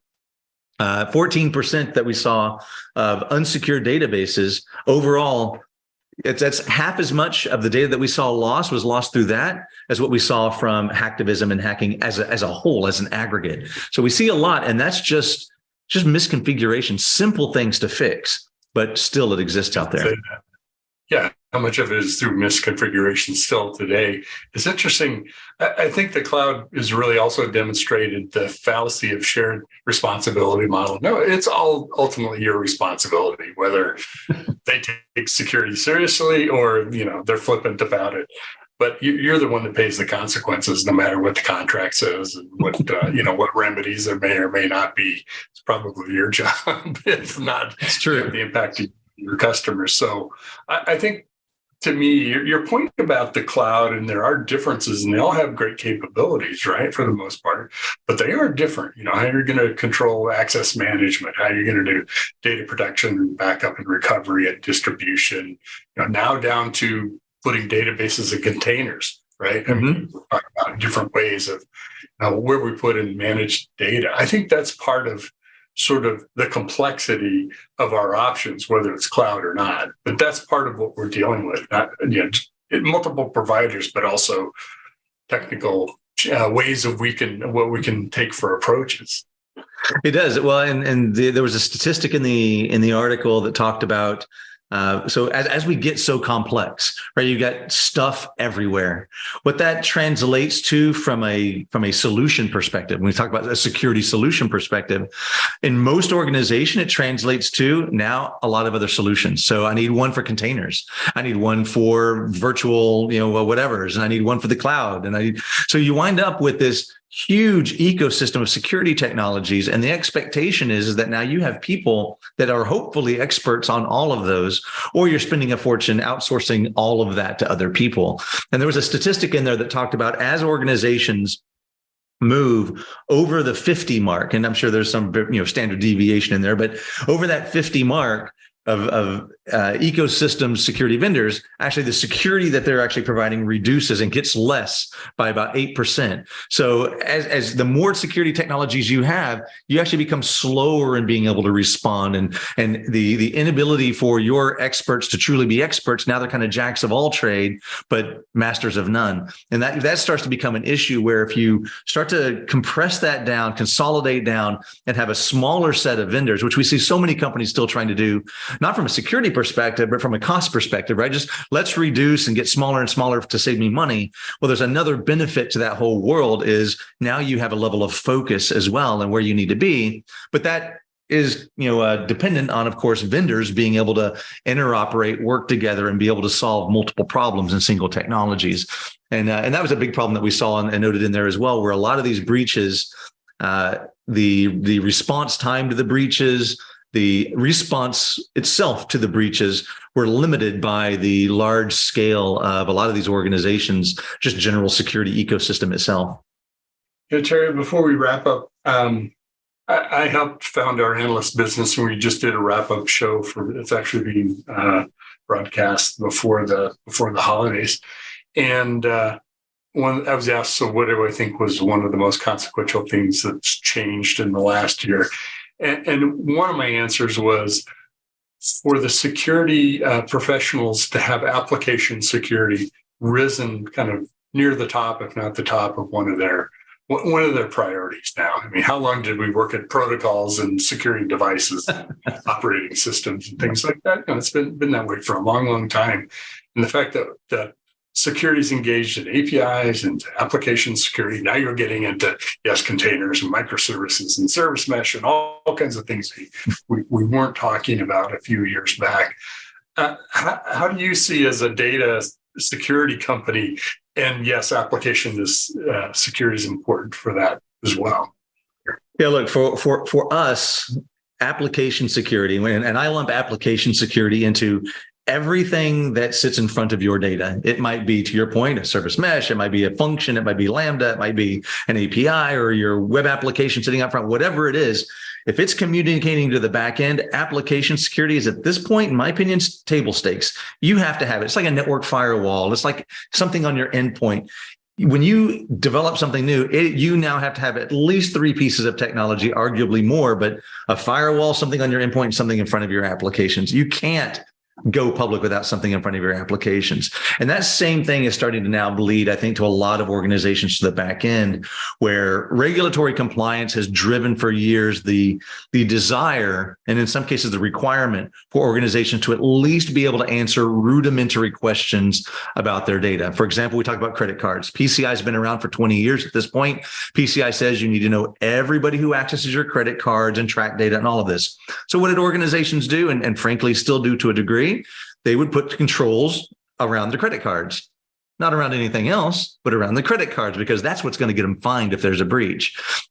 Now what we're seeing is so much more regulation. Still, regulation, sadly, still drives a lot of true, what I consider data security. And what I consider data security is, if you can't answer, where is your private data? And I don't mean I know it's in this PCI credit card server. I mean, is it possible you have credit cards anywhere throughout your ecosystem? If you don't know that, that's key. If you don't know who's accessing your data, every time they access it, when they access it, not just privileged users, but also your apps and your APIs, because I need to be able to compare Mitch from Terry and Terry from an API, and I need to be able to look at them all. If you can't have visibility on all of your data and know where exactly all of that data exists, you don't actually have a data security strategy. I think a lot of people have always assumed that encryption is a data security strategy because almost every compliance says you must encrypt your data. Encryption, in my opinion, is identity access management. You're either allowed to see the data or you're not allowed to see the data. You're either allowed to log in or you're not allowed to log in. That's not a data security strategy. That's an identity mechanism, and that's okay, and it's part of it. But being able to answer these questions are critical for security. They're critical for compliance. And I think we're seeing more and more of these organizations today realize that data theft is not a perimeter problem. It's an inside problem, and they have to have visibility to solve it. And that's what we're working on. That's what we continue to do day by day. Never make any assumptions. A few years back, I took over IT for an organization and found out we were storing people's credit card information in notes in the accounting system. So when they signed up for the next conference, okay, we need to not do that. But you just don't know where you're going to find it. It's amazing. I can laugh now. It wasn't funny at the time. But requirements. Well, Terry, it's been fascinating talking with you. Is the report available on the website, or what's a good place to grab that? And of course, where can people find out more about Imperva? Absolutely. You can go to imperva.com, and there's a white paper section. You can jump right into there and grab it. You can probably Google it as well. It's called More Lessons Learned from Analyzing 100 Data Breaches. Fantastic. Great. Well, thanks for coming on Techstrong TV and being with us today. And we look forward to having you back. Thanks, Mitch. Appreciate it.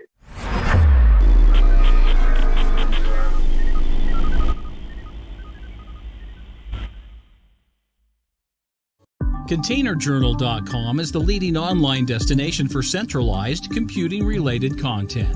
ContainerJournal.com covers all aspects of software containers, from container management, data management for containers, container security, networking for containers, to the entire container ecosystem, Kubernetes, microservices, serverless, and more. ContainerJournal.com has the largest selection of container-related news, featuring breaking news, blog posts, podcasts, and more. Visit www.containerjournal.com to learn more. This is Techstrong TV. Hey guys, thanks for the throw. We're here with Kevin Burry, who's Chief Customer Officer for Enable, and we're talking about how the IT ecosystem is going to evolve in 2023. Kevin, welcome to the show. Hey, Mike. Thanks for having me. I'm excited to be here. If I look back in time, historically, maybe 20% of IT was consumed as some sort of managed service, and it seems, at least post-COVID, those numbers have gone up dramatically. More people are relying on some sort of external service provider. And yet the service providers themselves are consuming platforms as a service such as yours that help them monitor various networks. And there is a call for more transparency in the whole process. So how do you think this whole ecosystem is going to evolve, and how will end customers know what service is coming from where, and who's going to be able to kind of give them the tools to see what's going to happen across these extended networks? Yeah, it is an ever evolving and rapidly changing environment. I think that you talk about what we're seeing, and we've seen dramatic change just since the world of COVID has been thrust upon us, right? Look, there's a bunch of kind of macro trends that are driving these things. There are more and more services available. It seems like today everything is available as a services or as a service. Internal IT is struggling to keep up with it, to try and maintain some level of continuity and order, and they can't. Then you add in the ever changing global labor marketplace. They're challenged to keep people and retain them, so now they're able to. They're being faced with the challenge of trying to do more with less. And how do they get all these things done? And so what we have seen specifically is more and more of we'll say the MSPs, which generally have been working with the smaller, kind of the medium and small type of enterprise customers, who they've been providing a holistic type of services. Let me manage everything for you. Now being asked by the more traditional internal IT customer, saying, look, I just need some help with a particular thing. One of the recent ones, we had what we call co-managed, which is where the internal IT and the MSP work together on some specific initiatives. We had a co-managed executive briefing in our Raleigh office earlier this year. And what we heard was more and more of the MSPs who are typically represented there, our very traditional customer base, saying, look, we're being brought into more and more of these IT shops saying, hey, can you help us with this? Whether it's things like providing some of the basics like patching as a service, or some of the basics of help desk and things like that, all the way up through some of the most advanced types of things around endpoint detection and some of the security, really advanced features. Because again, the internal IT shops are struggling with this ever-growing list of services, everything as a service, and a very distributed workforce now. And also the challenge of they just can't find enough of the right qualified people. So there's really this kind of almost perfect storm of why you're seeing this transformation. Do you think there are some cultural issues to still be worked out? Because historically, a lot of times an internal IT team would view the MSP almost as a competitor.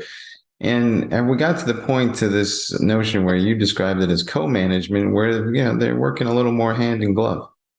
I think they have to, right? And, it's not even necessarily that they viewed them as just a competitor. It's like, you don't do what we do. Well, they did it, but they did it in kind of the smaller type of environment. I think one of the things I've heard coming from and having spent my entire career in IT and in this space was they thought that the MSPs were generally working on the smaller end of things, right? They didn't have the level of sophistication and experience. We are IT. We work on big glass house kinds of systems, right? Well, what we talked about just a minute ago, Mike, with everything becoming available as a service, that we have that very specialized knowledge at our level kind of goes away. And so now it's a matter of, okay, I may somewhat have viewed you as a competitor, but what I view now is, look, you can be a complement to my team. You can bring in specialized skills that frankly, I can't get or I don't have enough of inside of my organization. So yeah, there might definitely cultural issues. Absolutely. That's always going to be a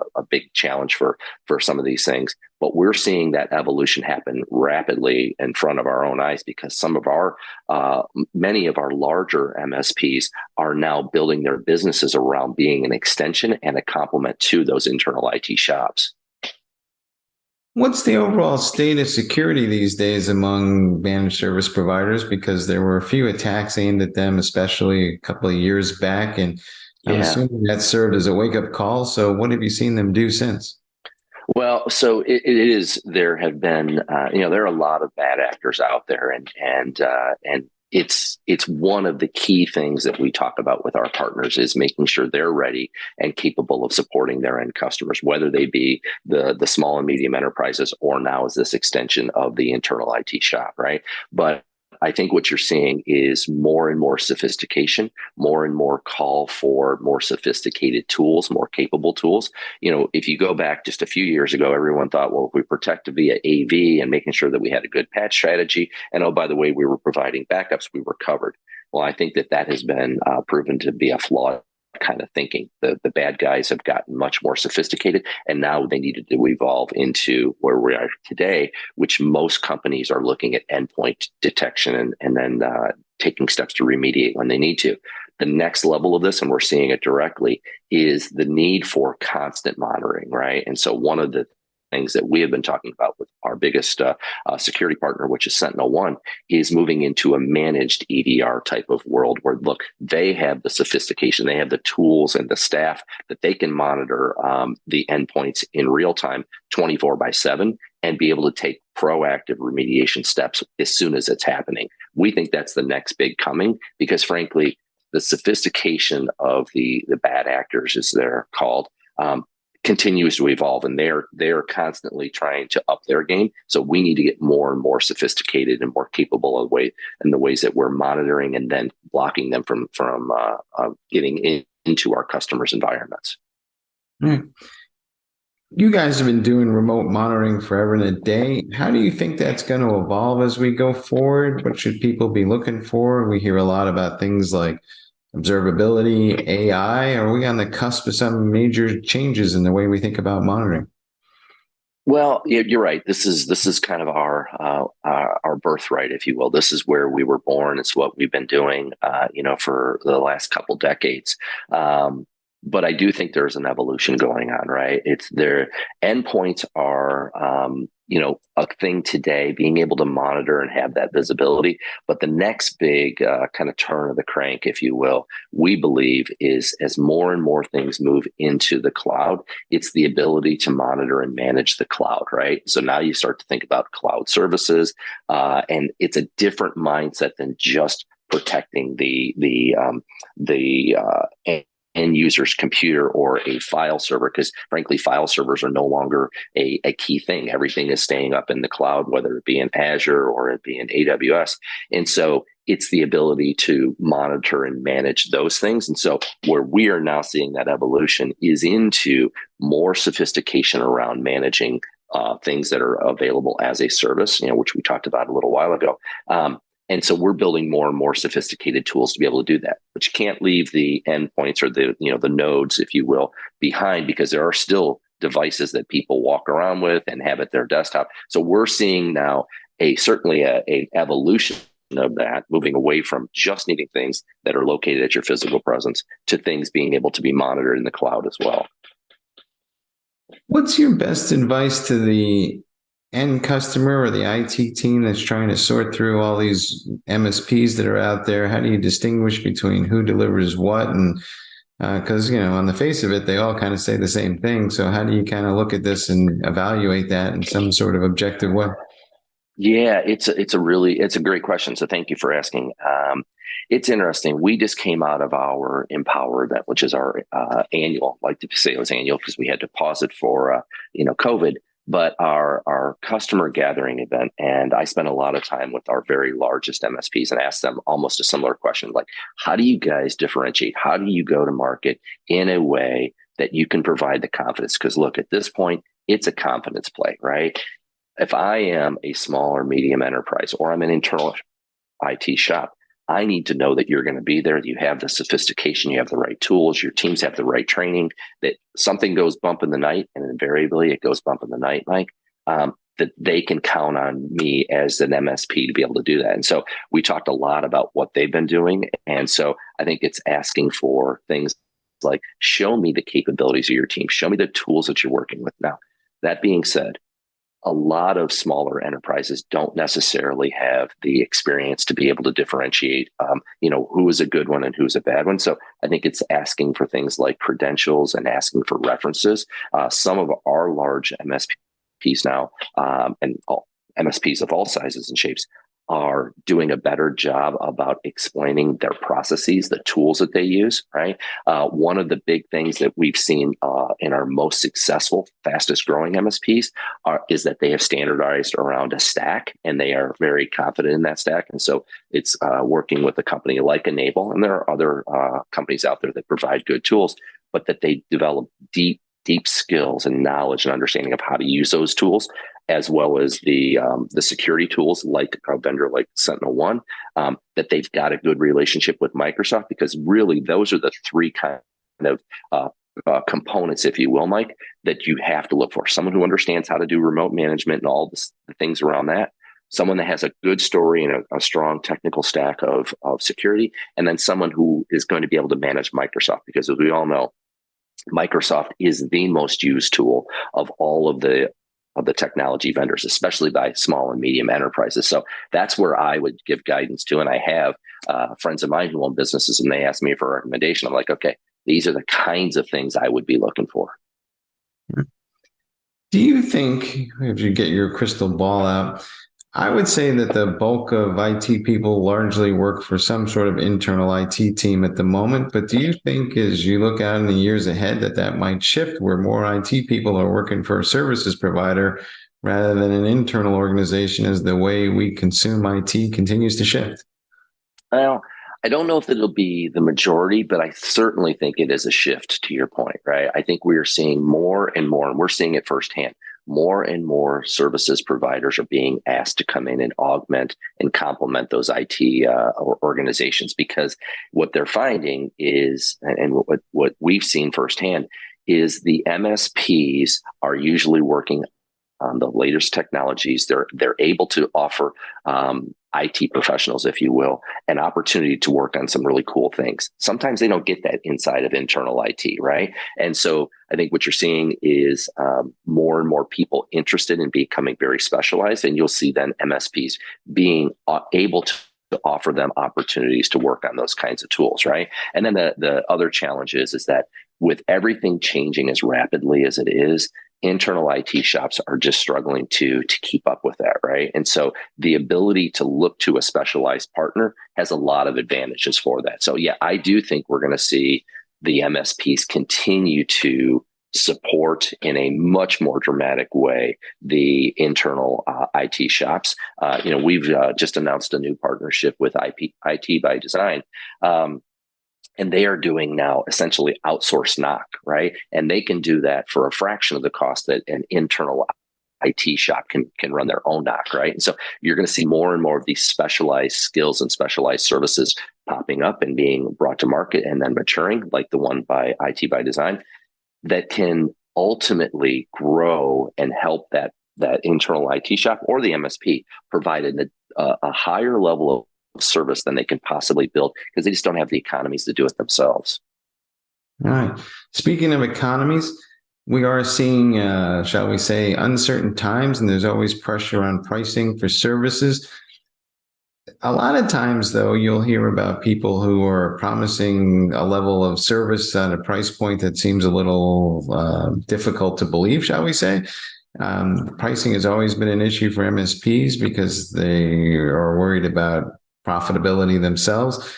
How do I kind of balance this issue between, what's good enough for an MSP to survive versus me as the end customer who's always trying to get the best deal?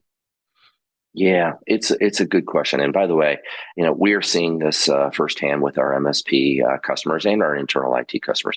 Everybody is going through this, and we're seeing, while the economy is looking like it's headed into some headwinds, and we, like I said, we've seen it. We're still seeing very strong indicators by our MSP customers, our customers of all shapes and sizes, and that's globally. Things have slowed down a little bit, but not necessarily to the point of where we're seeing people cancel projects, or we're seeing them pull back on the number of devices and subscriptions they have with us. So we're still are seeing growth, but it's just slowed down a little bit. But when you come back to the conversation about pricing, it's interesting, and I go back to those conversations I referenced earlier at our Empower event. The largest, most successful MSPs that showed up and spent time with us are advising. They are continuing continuing to invest in their people, in their tech stacks, and they're actually raising prices because they recognize if anything goes wrong, especially in the domain of security, Mike, if you think about this, while you may be able to save a few pennies or a few dollars on what you pay per device or per kind of node in your environment on a monthly basis, something goes wrong, and it does, and you're not protected and you can't get your devices back up and running very quickly, you're going to be in some cases out of business. And so what they have told us is they can't afford it. And if the end customer isn't willing to pay that incremental price, then they will ultimately quit that customer, which is a different kind of way of thinking about it, right? So I think there's a lot more emphasis on the value that your dollar buys today, right? And so they need to, MSPs and customers alike, need to make sure that they're mapping what they need, what they think they will need to that, right? This is not a time, especially when it comes to things like security, where you want to cut corners or try to save a few pennies, because ultimately that's going to come back. It has the potential to come back and bite you in a bad way.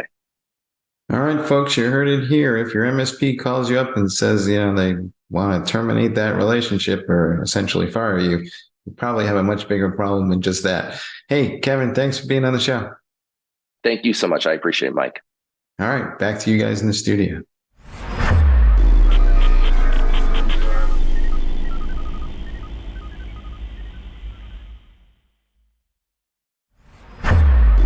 This is Techstrong TV. Hey guys, thanks for the throw. We're here with Dan Belcher, who's co-founder for Mabel, and we're going to be talking about this survey they did on testing and test ops and what's going on in the world. Dan, welcome to the show. Oh, it's great to be here. Thanks for having me, Mike. Before we dive into the results a little bit, is it your sense that maybe application testing and the people who do that work are getting a little more respect these days from folks because maybe we're realizing there's a lot more writing on this software, or is it just that the rest of the world is starting to figure this out? Yeah, I think it absolutely is a moment for quality engineering in the software industry. I've been in this business for, 22 years, and never has so much attention been paid to the importance of quality engineering, quality assurance, and software testing. And absolutely, I think you're right there that people have realized the critical role that quality engineering plays in supporting all the other things that we're trying to do in the industry: DevOps transformation, digital transformation, technology transformation. And do you think that that is directly related to all this digital transformation that's been going on since maybe, the rise of COVID may have accelerated everything, but people are starting to realize that the customer experience is everything. And for that matter, those customers don't give you a second shot. They're not really sitting around going, oh, yes, please experiment on me with yet another updated software. Yeah. The tolerance for buggy software is very low when you're starting to use it for your core business. You take that brick and mortar bank and you put it online, and they need to figure out how they can deliver the same defect-free experience online that they do when you come into to the branch. So that's very, very important for these industries that are transforming, as you said, accelerated with COVID. So what are some of the high points in the survey? What leapt out at you and what surprised you? Yeah, I think on the grand arc, you and I have discussed before a little bit the overall effort to quantify the impact of DevOps in particular.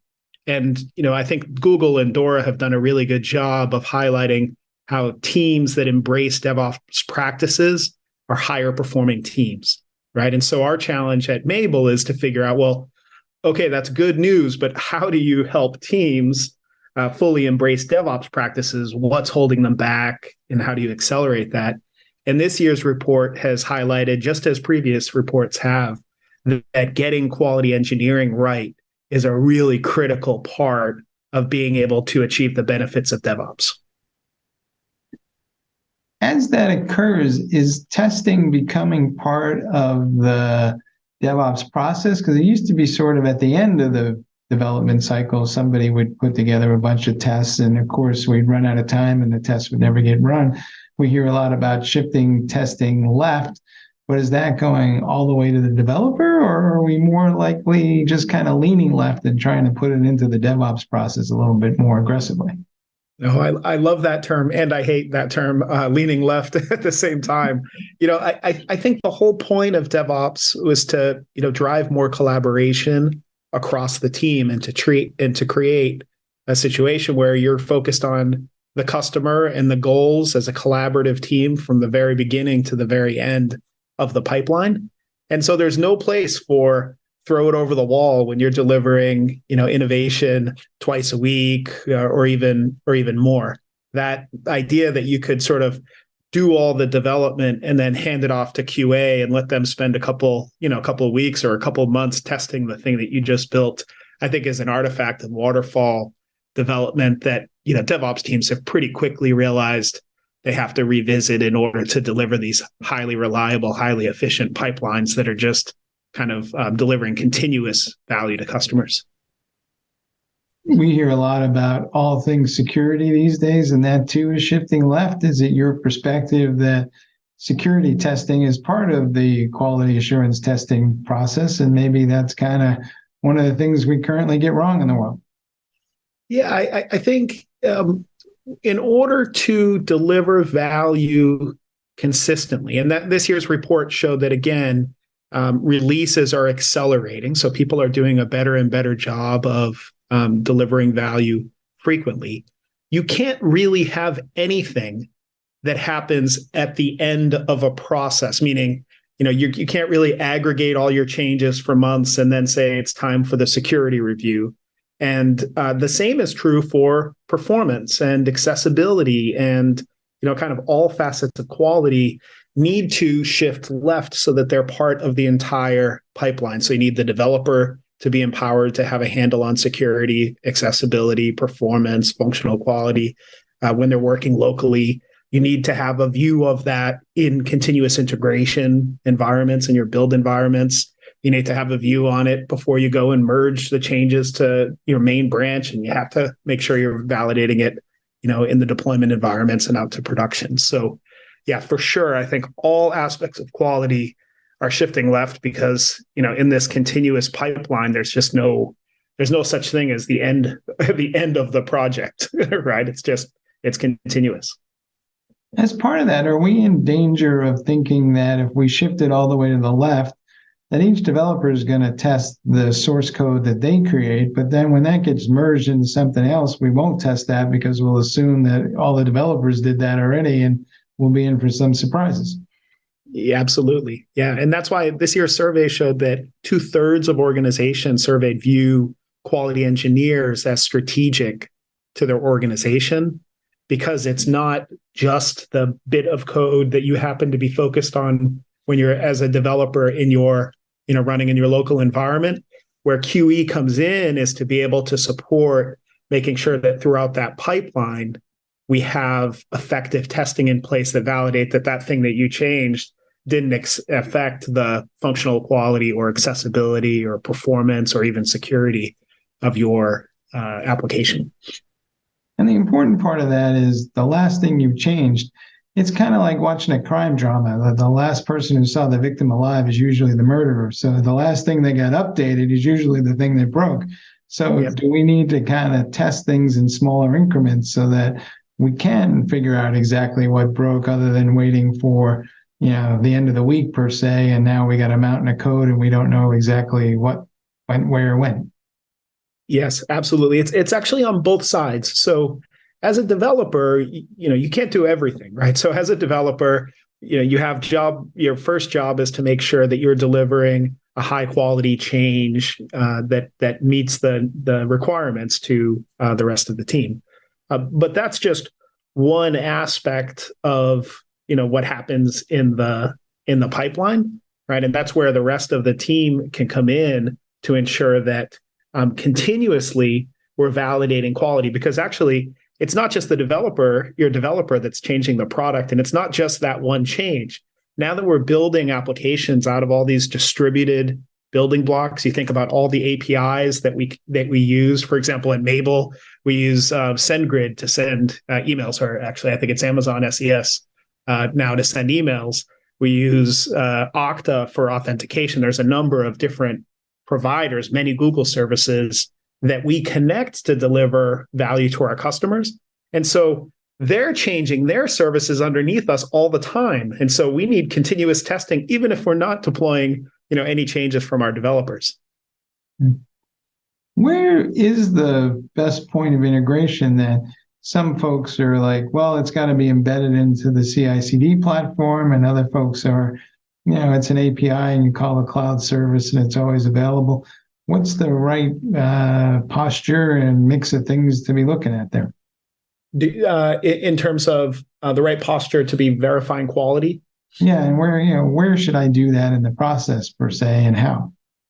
Yeah, my suggestion is that as a developer, you want to have a good handle on functional quality for your local, in your local environment.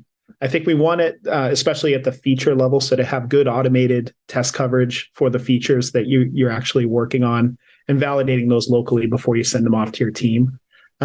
Once we're in that sort of integration environment in CI, then we generally want to have a broader set of regression testing in place.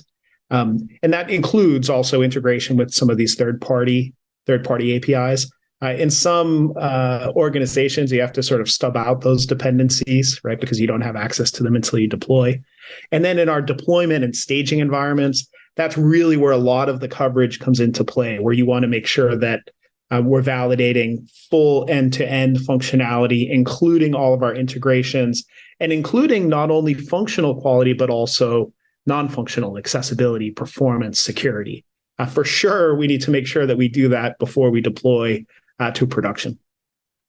How automated is the testing going to get? The creation of the test, the executions of the test? A lot of folks struggle with creating the test. They don't know exactly what to test for. And, can we kind of make this as idiot-proof as possible? Absolutely. The Mabel, our approach was to create a low-code testing framework that empowers anyone to participate in end-to-end testing. So you don't have to learn how to, write scripts to be able to author automated tests. And we see that teams that embrace that approach using both developers and QA, they're able to reduce the amount of effort to achieve effective test coverage by 90%. And the reason why that's so exciting to me, looking at it from an industry perspective, is I think part of the reason why, as you've observed, QA has gotten a little bit of a, let's call them undervalued historically, because they've spent their entire time really trying to get their arms around functional quality as development was accelerating to deliver change faster and faster. And so what we're seeing now, and the data bears this out, is that when you can achieve a high level of test automation using tools like Mabel, you're able to deploy with much more confidence. And now QA can turn their attention to higher value concerns. So they can ask questions like, not only did you break our checkout flow, but instead of, we have that under control from an automation perspective, now they can think about, is this a good change or a bad change for the user? They can look for issues with responsiveness that are harder to detect from an automation perspective. Is this working on any device, any resolution? Is it localized effectively? Some of the more nuanced aspects of quality. All right.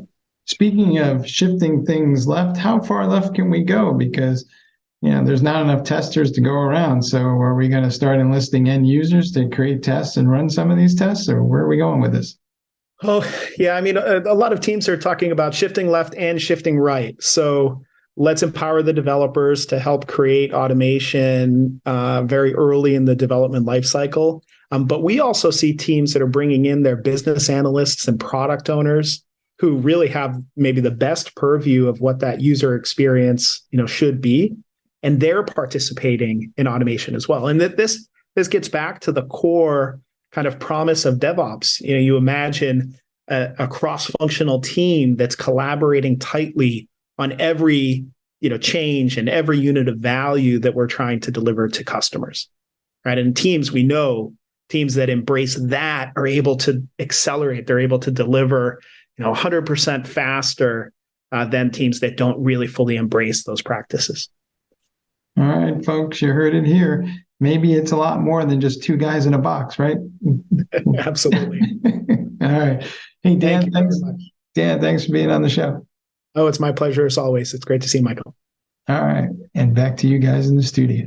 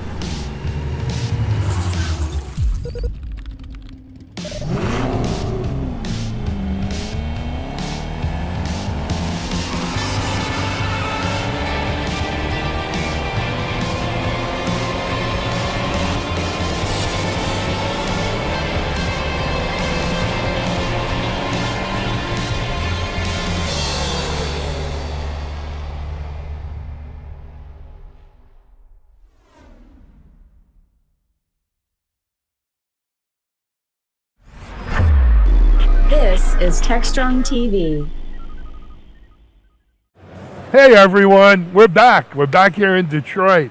We're wrapping up. Today is our last day of coverage. We hope you've enjoyed 3 days here, trying to give you just a little flavor of what's been going on at KubeCon, talking to a lot of CNCF folks and CDF folks as well, and just people in the cloud native community, a lot of the vendors. My next guest is Suhindra Rao. Suhindra is with JFrog, much like our previous guest, Steve Chin. Steve started talking about Persia. Yep. Lori and I from CDF spoke about Persia yesterday. But Suhindra, we're going to put you on the spot here. We're going to make you do the Persia deep dive. Sure thing. First of all, though, thank you, and it's a pleasure to meet you. It's a pleasure as well. Before we jump into Persia, let's talk, if you don't mind, sharing with our audience a little bit of your story. Yeah. So I started 20 years ago now. Did all kinds of traditional software development. Did a lot of open source back in the day. Did Java, Ruby, all kinds of languages. Most recently, before JFrog, I actually did some CNCF projects. Worked with Cloud Foundry. Built the VMware Tanzu platform and sort of have some interaction with the Kubernetes community, right? And now when I came to JFrog, I was doing more of that, and that's where we started talking about how open source works, how people trust open source, and what are the parameters they use. And that's where we found an opportunity to actually start a fresh project called Persia. That's what we are going to talk about today. Absolutely. Thank you for laying that out. So, Make Believe Steve didn't say anything. If my audience out here doesn't know anything about Persia. Yeah. Let me start with how we build our open source and how we trust it. Today we just look at an open source project and say, oh, this has the most downloads and most GitHub stars, and I know this person who built it, and that's our trust vector, right? And we just download it, use it, and then curse ourselves when you see a vulnerability or an attack happens, right? And it's mostly after the fact. And what we are looking at is trying to bring more trust that doesn't depend on all these fluff things as we were talking about, and try to trust what is in the code base, right?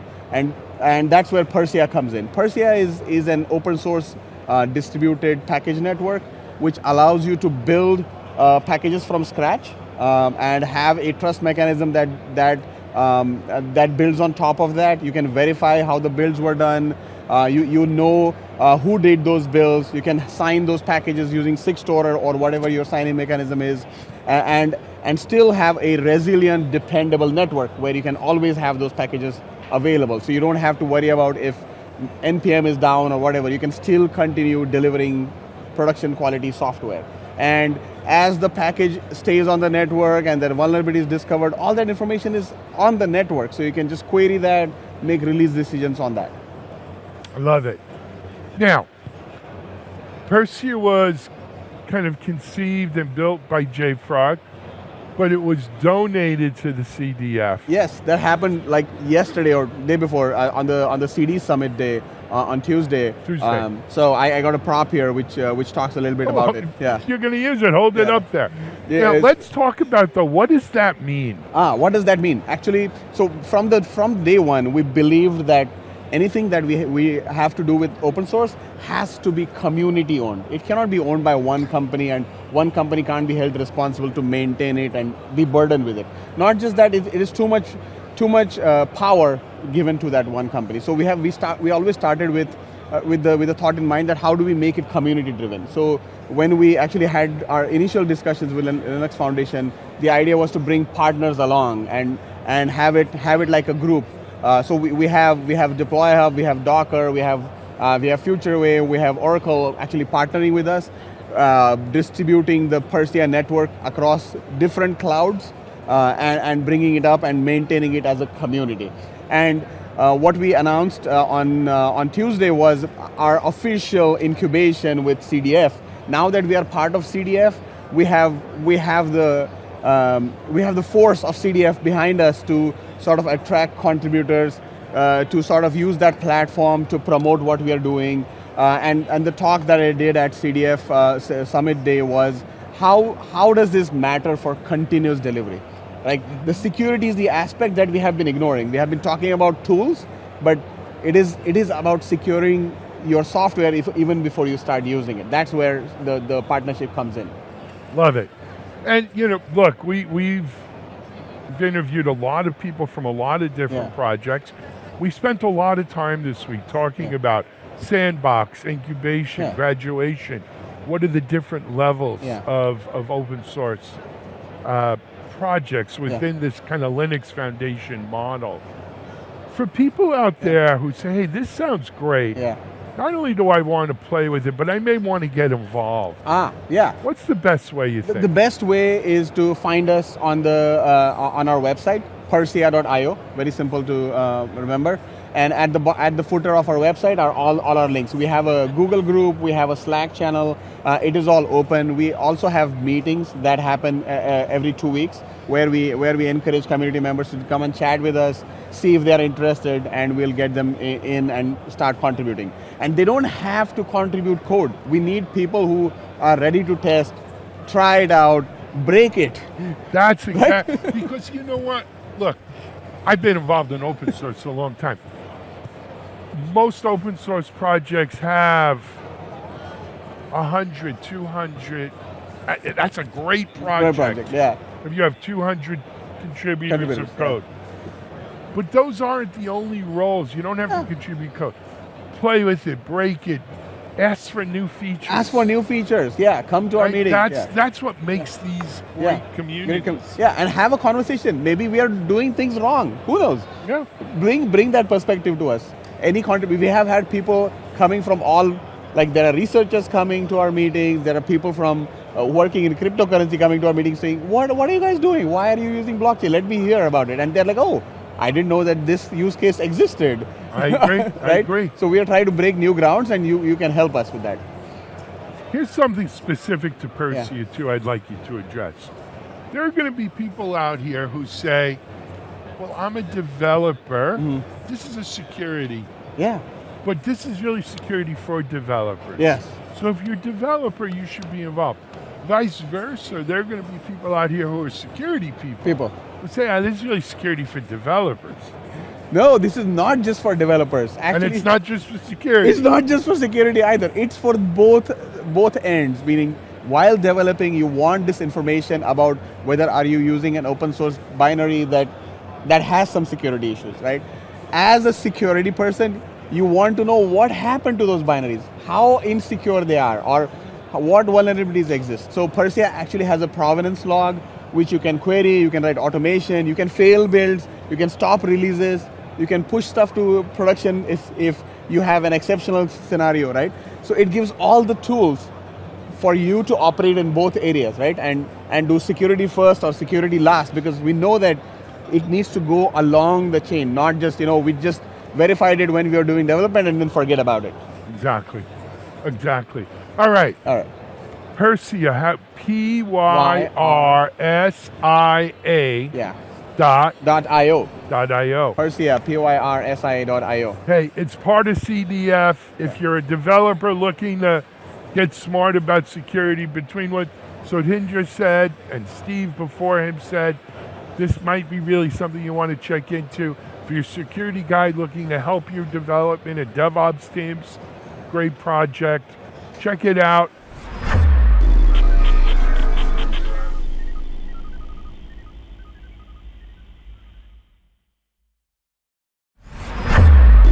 This is Techstrong TV. Hey everyone, we're back here live in Detroit at KubeCon. We're out on the floor.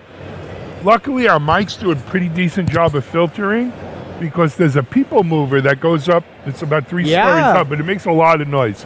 You're not hearing it at home. People hear it though. They get a little freaked out. And just the din of people on the floor here. You know, it's right after lunchtime. A lot of people heading back to sessions. But I think they said there was about 7,000 on site and about 11,000 or 12,000 virtual. Registered virtual, yeah. So it's a crowd. There's a lot going on. I'm happy to be joined by Satya Sankaran. Satya is CEO at Cloud Casa. The last time Satya and I spoke was in Valencia. At at KubeCon Europe. Yep. And unfortunately, I don't know. We may see each other maybe in Amsterdam. In Amsterdam, yeah. But anyway, Satya, welcome back. I hope you've been well. Thank you. So we need to start off by reminding the audience about Cloud Casa. Yeah. Right? I know the story, but they may not. So why don't we start there? Yeah, I mean, look, Cloud Casa is essentially a secure home for your backups in the cloud, right? And all of these homes need to be both secure and smart these days. Yes. And you're operating in that kind of an ecosystem, right? So what Cloud Casa delivers is backup as a service. Okay. There are several solutions out here that are self-managed, but you know, in this cloud-native ecosystem, everybody is going cloud first. According to the last CNCF survey, 79% of the respondents said they rely on managed Kubernetes or hosted Kubernetes. That means what percent? 79. Wow. So that's a huge percentage of users that are putting data in the cloud first. And if something isn't solving their problem, of course, you have the option of running it on-prem. But the data is being born in the cloud with modern applications. So what Cloud Casa does is leverages the same model for backups. We are cloud first. We operate in the cloud. We are built with Kubernetes for Kubernetes. We are a Kubernetes dedicated backup service. We provide backups for both your on-prem workloads as well as multiple cloud Kubernetes engines. The big three, AKS, EKS, GKE. We provide backup service for you, and we provide hybrid cloud and multi-cloud mobility, which allows you to restore any of these workloads in any of these platforms. And that's what Cloud Casa does. Excellent. You know, some people watching this may say, backup. It's been around forever, not sexy. They solved that problem a long time ago. Not really. Those are people who've never had to rely on a backup. I mean, living in Florida where we have hurricanes, I've had the unfortunate experience of having to restore. Well, no, recently it didn't hit us, thank God. But this is going back to 2004, 2005. We had a bad season with hurricanes those years. And what you come to find out is though you paid for backup, they didn't have backup as a service then. You had tapes or disks. Yep.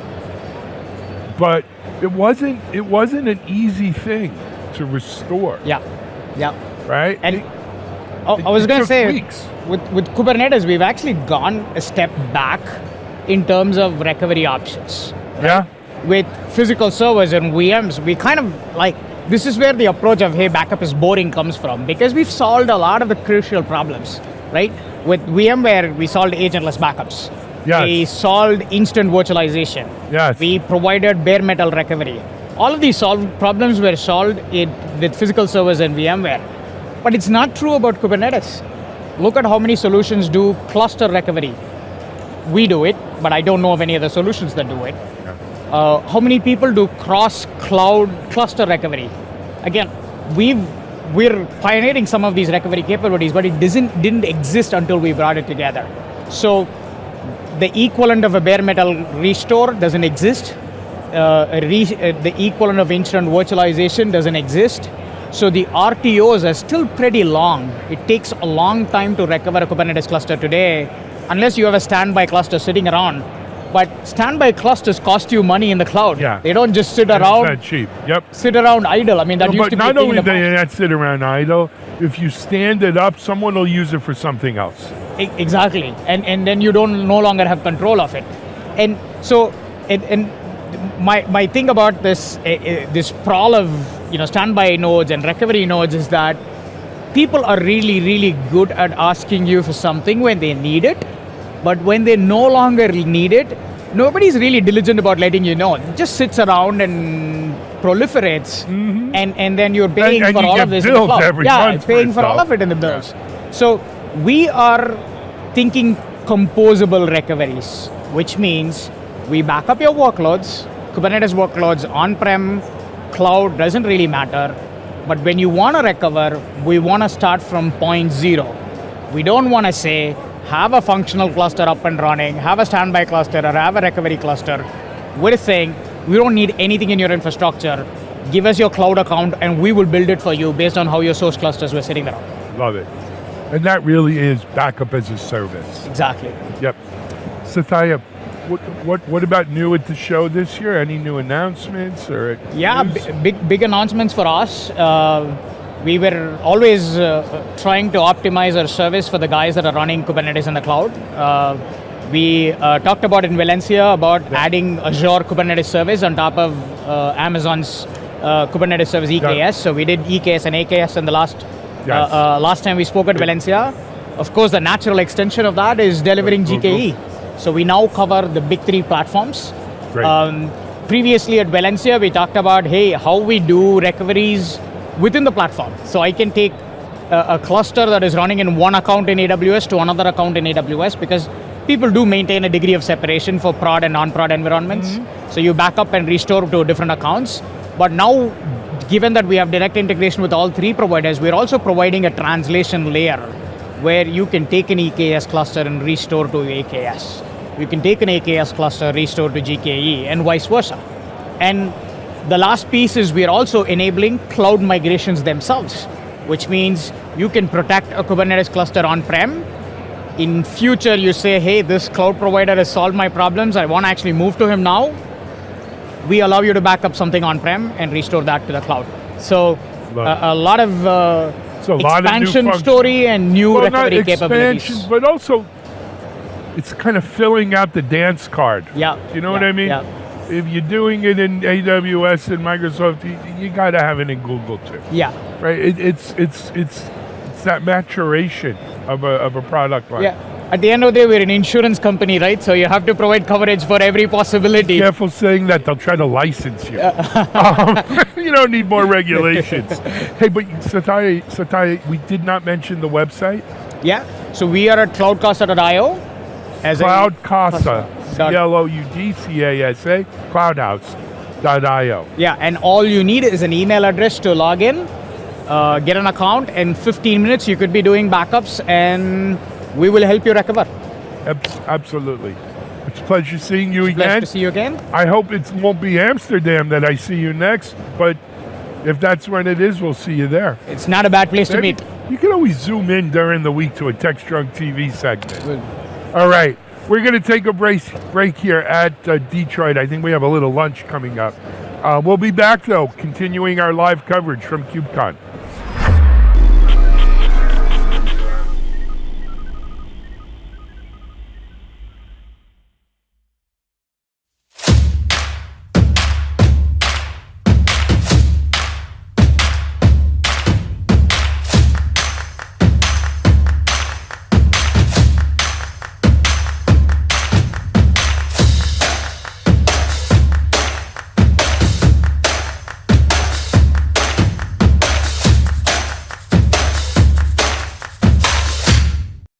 Hi again, everyone. I hope you all enjoyed today's episode of Techstrong TV.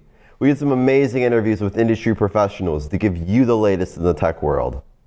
We'll be back again tomorrow, so we hope to see you then. But in the meantime, thank you so much for watching, and I hope you have a wonderful rest of your day. As always, stay strong. Techstrong.